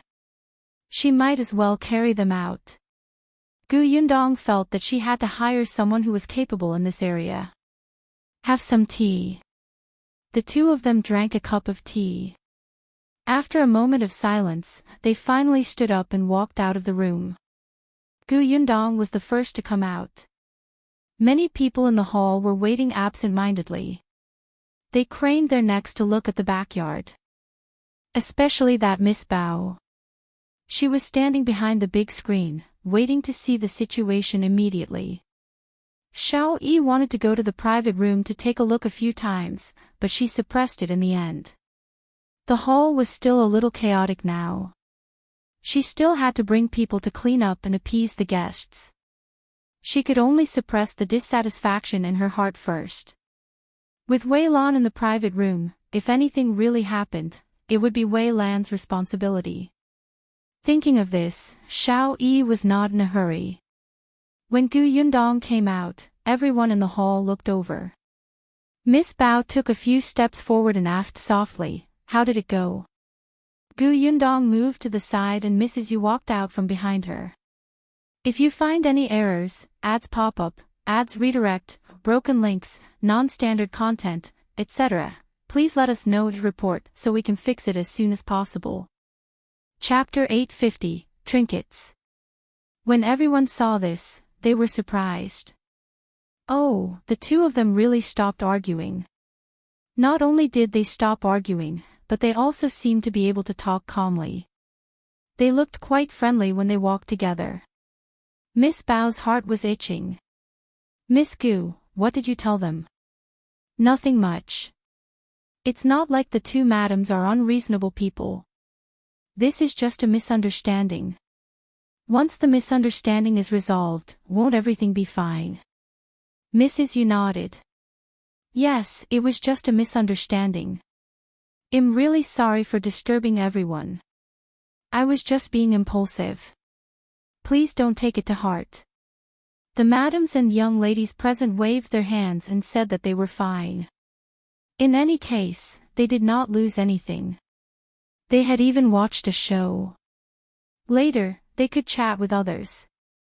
Miss Bao did not get any useful information and sighed regretfully.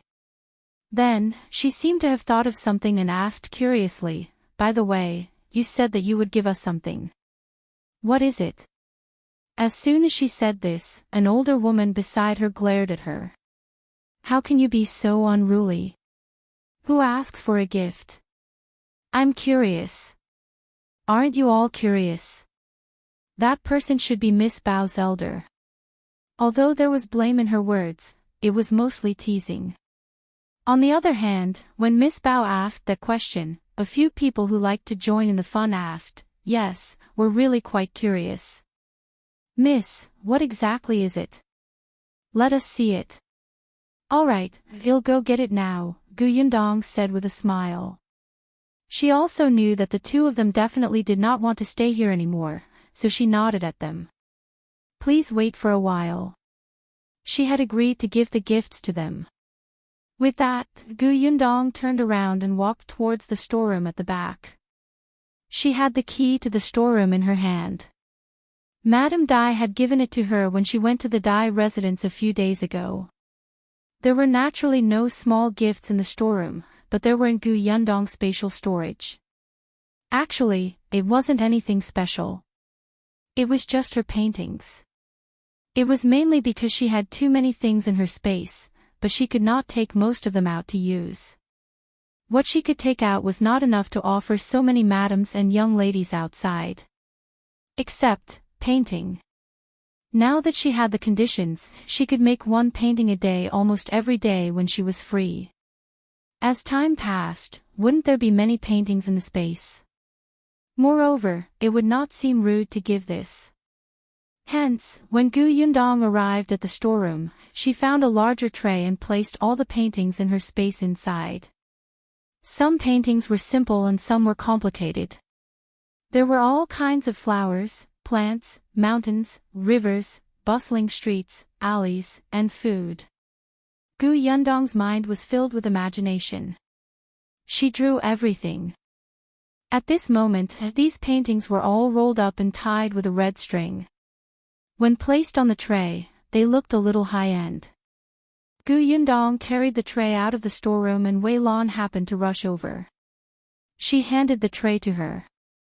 Wei Lan followed behind her and said, "Boss, I don't know where Xiao went. Yundong paused for a moment before continuing to walk forward. Does she know that I'm the boss of New Tea Pavilion? If she knew, she might really escape in fear. Wei Lan shook her head.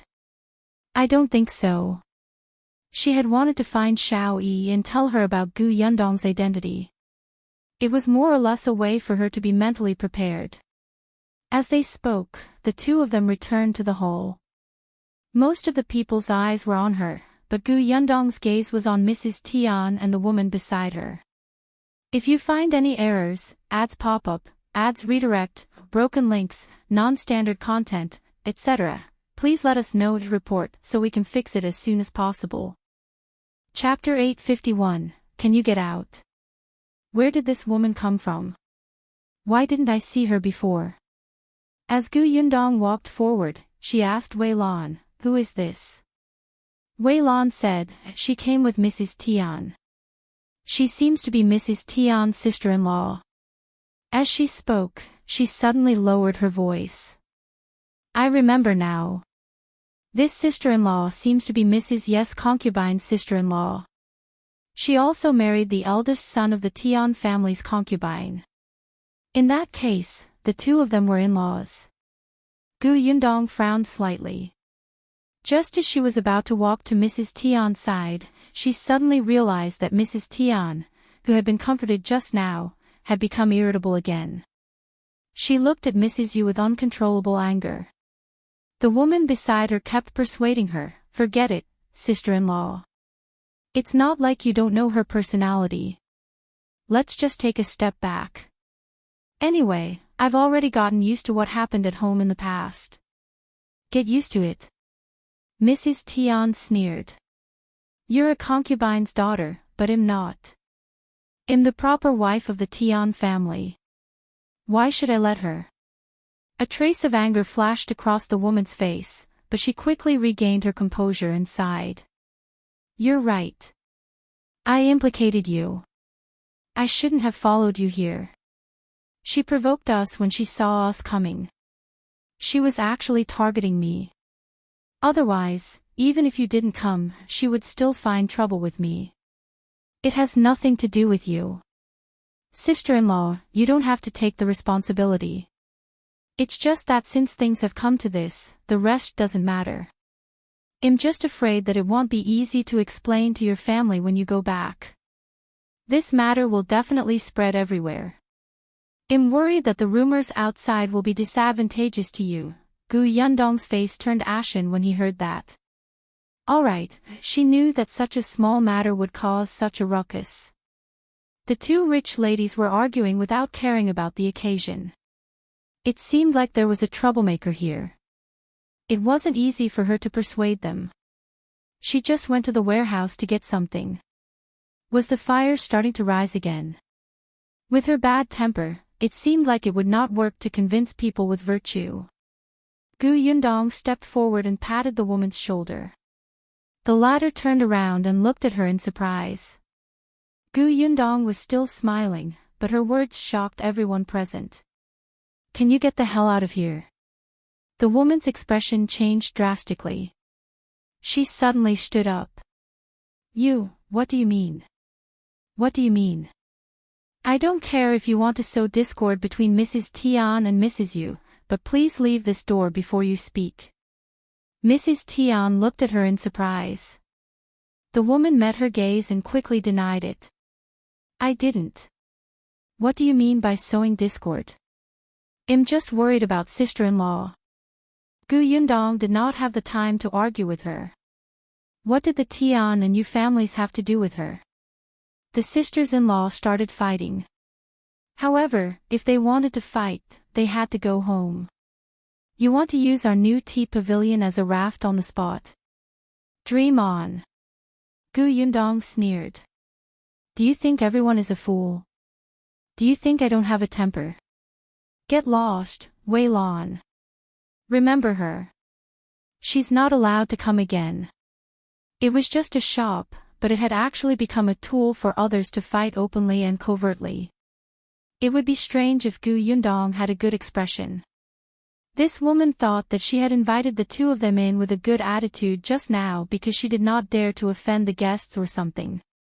No matter what, the prefecture magistrate's wife was backing them up here. When it was time to be stubborn, Yundong would definitely not lower her voice and be nice. If you find any errors, ads pop up, ads redirect, broken links, non-standard content, etc., please let us know to report so we can fix it as soon as possible. Chapter 852, Draw It Yourself. The woman's face turned pale. After a while, she looked at Yundong with tears in her eyes and said, How can you malign me like this? You treat my sincerity as heartless. I know that I'm a concubine's daughter. You all look down on me. As she spoke, she covered her tears and ran out. Yundong did not even turn around. She looked up at Mrs. Tian, who seemed to be deep in thought. She was also very speechless in her heart. She did not expect Mrs. Tian to be easy to provoke. Her temper was too easily ignited. On the other hand, Mrs. Yu had been watching from the side. At this moment, she walked over and thanked Yundong. Thank you. Actually, I also felt that this quarrel was a little strange previously. It turns out that there was a villain causing trouble. Someone beside them whispered, That's right. When you guys were arguing, that person kept standing far away. Mrs. Tian immediately felt a little awkward. At this moment, she had gradually regained her senses. She immediately smiled dryly at Yundong and said, It's my fault for not recognizing people well and causing new Tea Pavilion to suffer. I'm sorry, everyone. Since she had a good attitude, Yundong naturally would not treat her coldly. Anyway, it was fine as long as she did not cause trouble in new Tea Pavilion. But it was impossible for Yundong to still have a smile on her face. She asked Wei Lan to bring the tray over and handed them 2 paintings. This is a small gift from new Tea Pavilion. I hope the two of you like it. What's this? Miss Bao couldn't help but ask curiously. Yundong took a roll and handed it over. Miss Bao blinked. For me. Yundong thought about it and took it back. Hey, wait, I didn't say I didn't want it. Why did you take it back? Yundong smiled. It's not that I don't want to give it to you. I just want you to draw it yourself. She placed the painting back on the tray and pushed the tray forward. These are all paintings. Take it as a gift from me to everyone. However, the scenes and items drawn here are all different. Some are simple, and some are complicated. The paintings are all rolled up, so I don't know what's on the paintings. Why don't everyone take a look and treat it as fun? Miss Bao's eyes lit up when she heard that. Alright. This is interesting. The others also walked over curiously. The gift is actually a painting. This is quite elegant. It's more like letting us draw it ourselves. That will depend on everyone's luck. My hands are itching. Can I be the first to draw it? Hey, that won't do. Who doesn't know that you're famous for being lucky? I think you should be the last. The person in front covered her mouth and laughed. You said that I'm lucky. Even if I'm the last, I might still draw the best. Everyone laughed, and the atmosphere in the hall instantly became lively and harmonious. On the other side, Mrs. Yu and Mrs. Tian lowered their heads and left quietly when no one was paying attention. However, when they walked out of the door, they were suddenly stunned when they saw a person in the carriage at the door. Immediately after, the two of them smiled dryly and hurriedly greeted the person before leaving. As for whether they would come to New Tea Pavilion in the future, they did not know. In short, after Mrs. Tian returned, there would probably be no peace at home. Yundong naturally knew that they had left, but the atmosphere in the hall became more and more lively. Miss Bao was the first to draw a painting since she was the closest. If you find any errors, ads pop up, ads redirect, broken links, non-standard content, etc. Please let us know to report so we can fix it as soon as possible. Chapter 853, No Heart to Resist. Someone couldn't help but move closer to her. Quick, take a look at what's on it. Miss Bao was inexplicably nervous, especially since everyone's attention was on her. It made her feel as if she was holding a fragile item worth 10,000 gold coins. After a long while, she held her breath and carefully pulled off the red string tied to the painting, spreading it out bit by bit.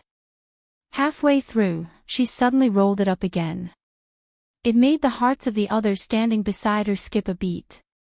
Yundong could not help but rub her forehead. It's just a painting. Do you have to do this? Is there too little entertainment? After a while, Miss Bao opened the painting again. In the next moment, she let out a wow, and her face was filled with obvious joy. Those who were sitting further away heard this and became more curious. However, they were no longer young ladies. They still had to be more dignified. However, there were still young ladies of similar age who exclaimed, "So cute." Yundong glanced at it. Oh, it was the cute picture. She had drawn it when she saw a large group of children flying kites in Yongfu village last time. She suddenly had an idea. They were all big-headed and small-bodied. They were pulling the kite string in their hands as groups. There were also some who sat at the side and watched. Some were eating with food in their hands, some were teary-eyed and wanted to play but didn't dare to. Some were playing pranks. There were also 2 children fighting with 2 stalks of grass sticking out from their heads. Their postures were all different and vivid. However, without exception, they all had big eyes and small mouths. They were even cuter than dolls, making one's heart tremble. Women had no intention of resisting such a cute thing. Not only did Miss Bao like it, but even the people beside her were the same. Someone asked Yundong, "Are the other paintings all like this?" Yundong shook her head. "No, there are only 3 or 4 of these." Everyone was a little disappointed, but they still rubbed their palms together, hoping that they could get one of these 3 or 4 paintings.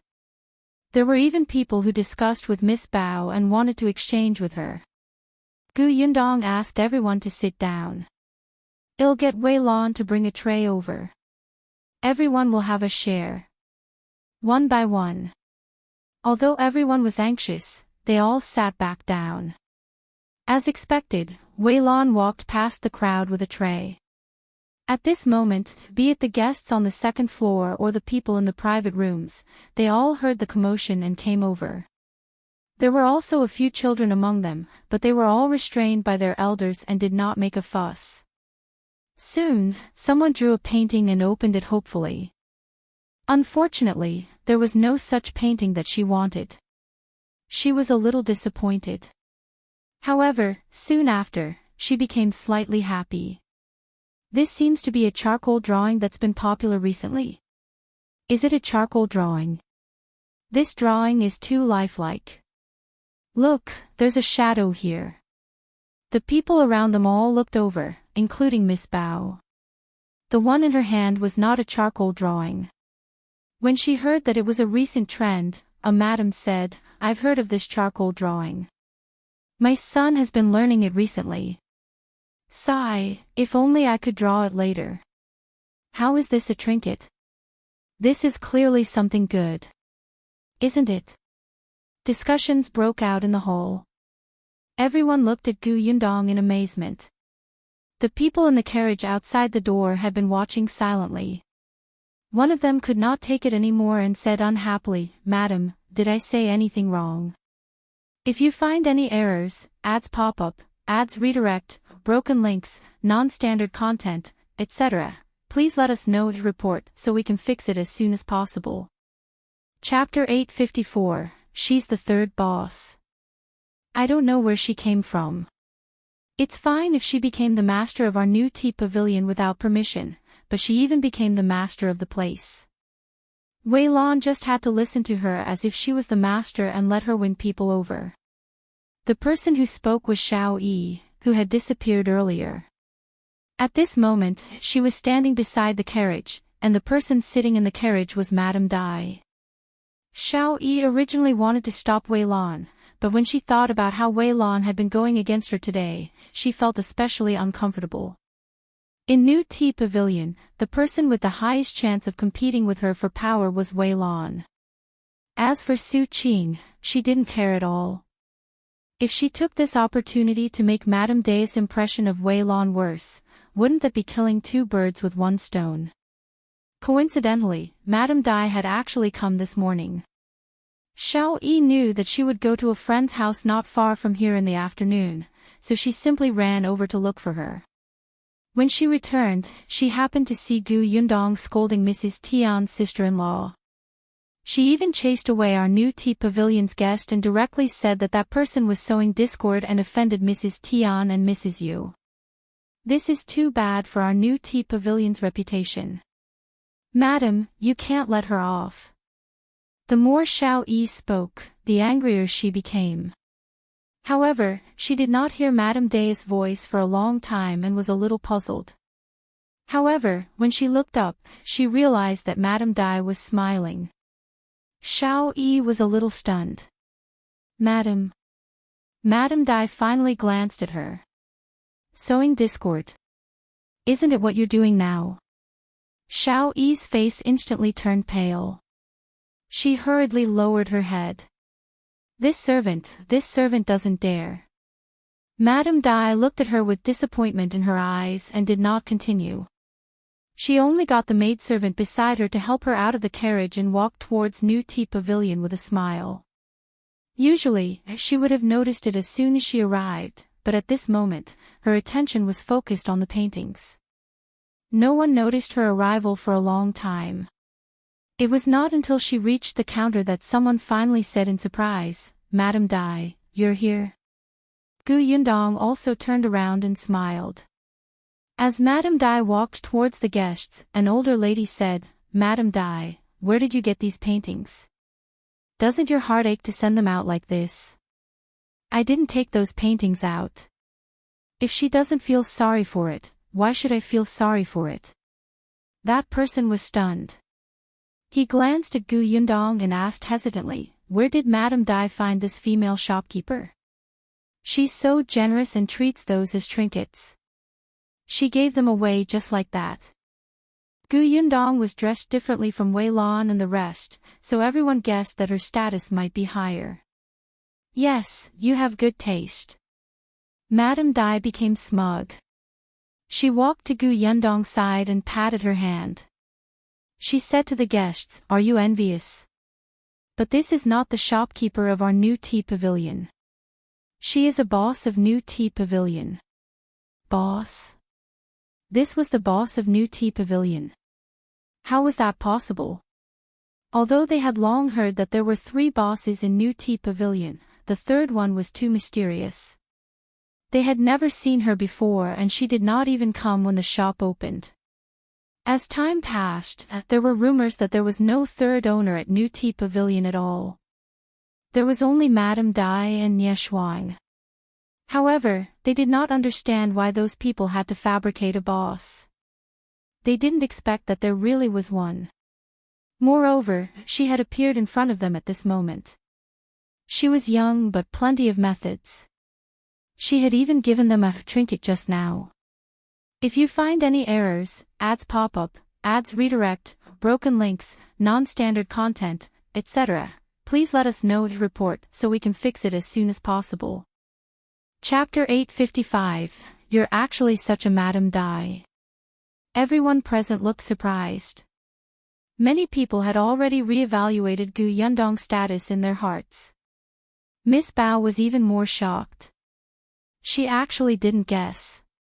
Yes, Shuang had said that the third boss of New Tea Pavilion had the surname Gu. Moreover, she came and went in the hall as she pleased and chatted happily. Why didn't she think in that direction? Miss Bao was extremely vexed. To think she said that she knew everything about the prefectural city. Her face hurt. However, among the people present, one of them was even more shocked by Madame Day's words. Her face turned pale, and her legs were so weak that she could not stand. She sat on the ground. Why? How could that be? Was she the boss? The boss of the Gu family? Then why didn't she say anything? Was she deliberately watching her make a fool of herself? Wei Lan was the first to see it. Seeing this, she sighed inwardly and walked over to help her. Get up first. Later, go and apologize to Boss Gu. Perhaps Boss Gu won't make things difficult for you on account of Madame Dai. Shao Yi suddenly pinched the back of her hand. Her neatly trimmed nails still scratched a bloody mark on the back of her hand. Hiss, Wei Lan cried out in pain.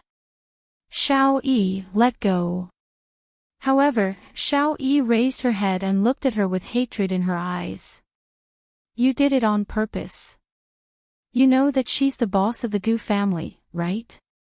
That's why you worked so hard to please her, but you deliberately didn't tell me. I didn't. You did. Shao Yi grabbed her hand. You watched as I spoke ill of her behind her back. You didn't tell me anything and waited for this moment, right? Wei Lan, you're too sinister. You're simply crazy. Whether you believe it or not, I really didn't know that she was the owner of the Gu family. After I found out, I wanted to tell you, but I couldn't find you. You went to look for Madame Dai. Wei Lan pulled her hand back. Looking at Shao Yi, who only had resentment in her eyes and did not know how to repent, she completely lost the desire to talk to her. She stood up and said coldly, "You're on your own." Then, she walked towards Gu Yundong.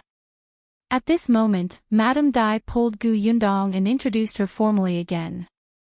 This is the third boss of new Tea Pavilion, Gu Yundong.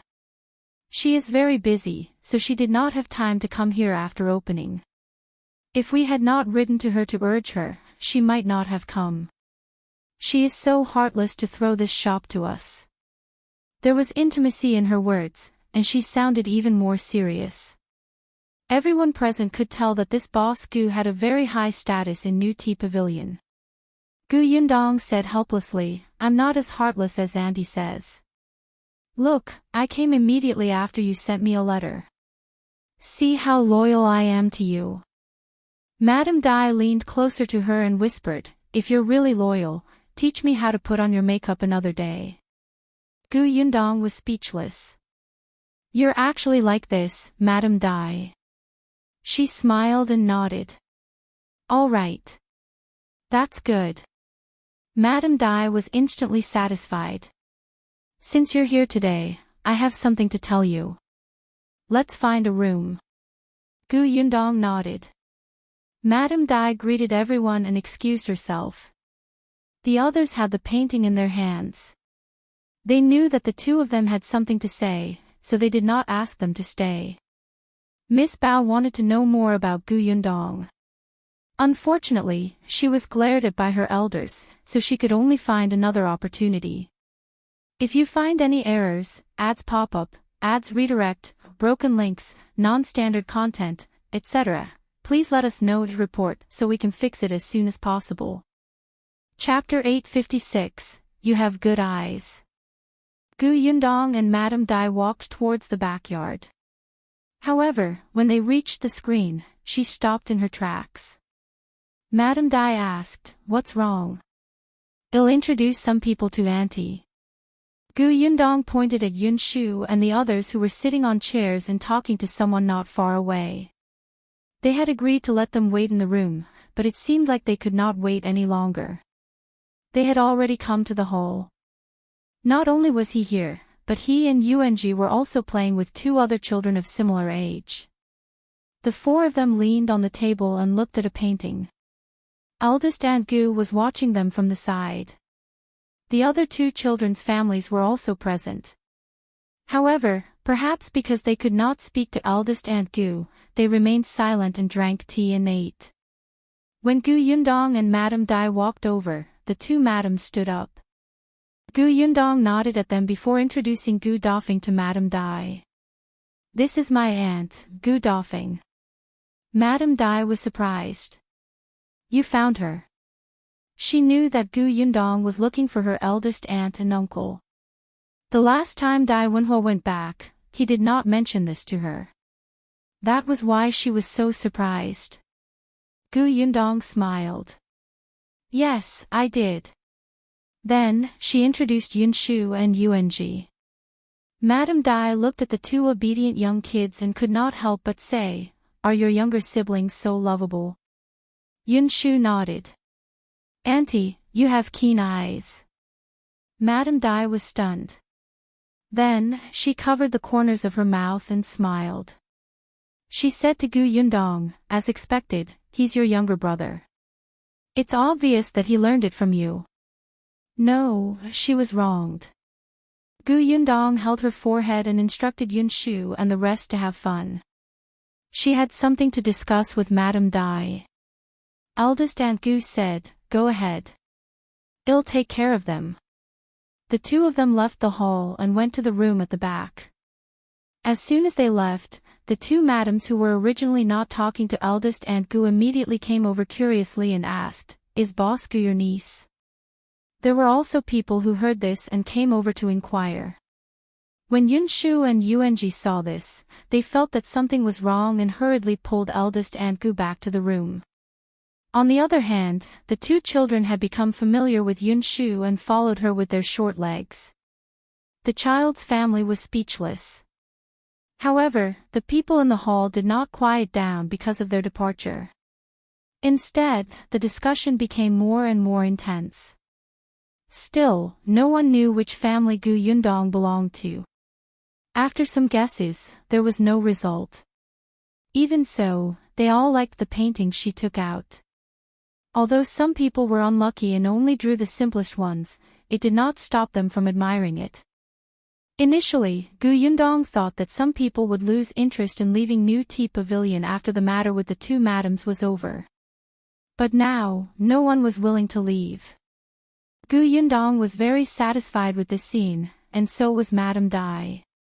When the two of them entered the room, Madame Dai heaved a sigh of relief and said, I heard about Mrs. Yu and Mrs. Tian. It's all thanks to you being present today. Otherwise, if we let them continue arguing, we wouldn't be able to do business. She frowned. I'm afraid they won't have the face to come again in the future.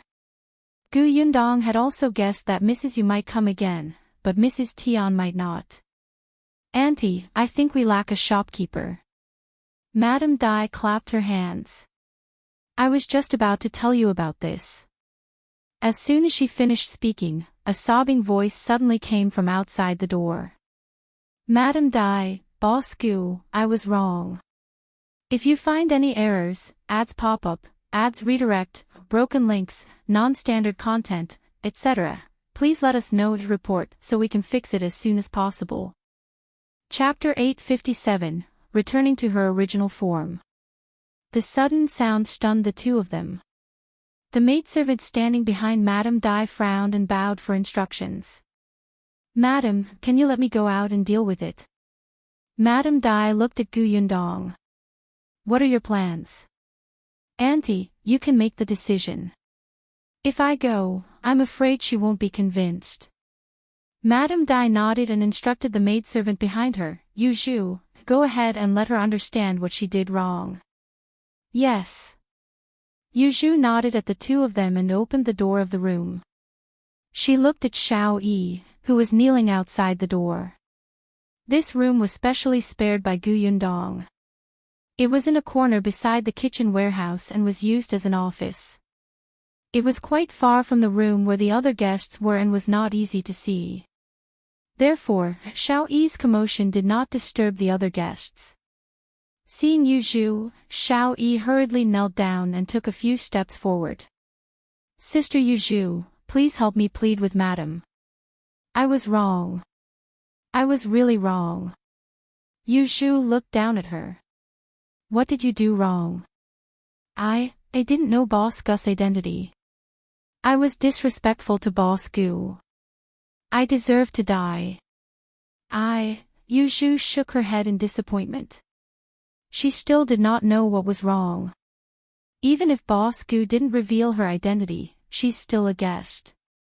There's no reason for new Tea Pavilion to chase guests out. Shao felt wronged and cried uncontrollably. Yes, I was too anxious. I just heard the two young masters say that they wanted to stay here until closing time. They also wanted to tour all the rooms here, so I thought wrongly. Were you thinking in the wrong direction? Yunshu sneered. When new Tea Pavilion first opened, many people had the same idea. They wanted to see the other rooms in the backyard, but how did Madame and Miss Nia deal with them? Have you forgotten? Shao's face turned pale. Yunshu said, Madame has repeatedly reminded you that if you encounter a guest with such a request, you have to tactfully explain to the other party that this is not in line with the rules. If you encounter someone who is pestering you endlessly, you have to forcefully carry them out. But what about you? Not to mention that Boss Gu did not make a request in front of you. Even if she did, the first thing you should do is not to chase the guest away. Shao was completely speechless. She was just thinking that she was with Madame Dai. Such a small matter, Yunshu sighed in her heart and shook her head. You don't have to stay in New Tea Pavilion in the future. Go pack up and return to the Dai residence in a while. Shao suddenly raised her head and immediately kowtowed on the ground to beg for mercy. No, Sister Yunshu, I was wrong. Madam, Boss Gu, I was wrong. Please don't chase me away. How many people wanted to come to New Tea Pavilion but could not? Madam had once said that if they could do it well in New Tea Pavilion, in the future, when the shop opened elsewhere, old people like them could be promoted as shopkeepers. At that time, they would be much better than the maidservants and grannies in the residence. If there was someone with outstanding ability, Madam would even strip them of their slave status and live a glorious life. This was a job that many people would envy. Shao knew that even Yunshu, who was in front of her, was tempted. Now, she had finally reached this step with great difficulty, yet she was going to be beaten back to her original state. No, that's not right. It's worse than the original. She had already been abandoned by Madame. Even if she returned to the Dai residence, it was impossible for her to do the same job as before. She would probably be exiled to the manor and die of old age there. Shao cried bitterly, but Yunshu frowned. She found two old women from the kitchen who had come out to watch the show and quickly pulled her down. If you find any errors, ads pop up, ads redirect, broken links, non-standard content, etc., please let us know to report so we can fix it as soon as possible.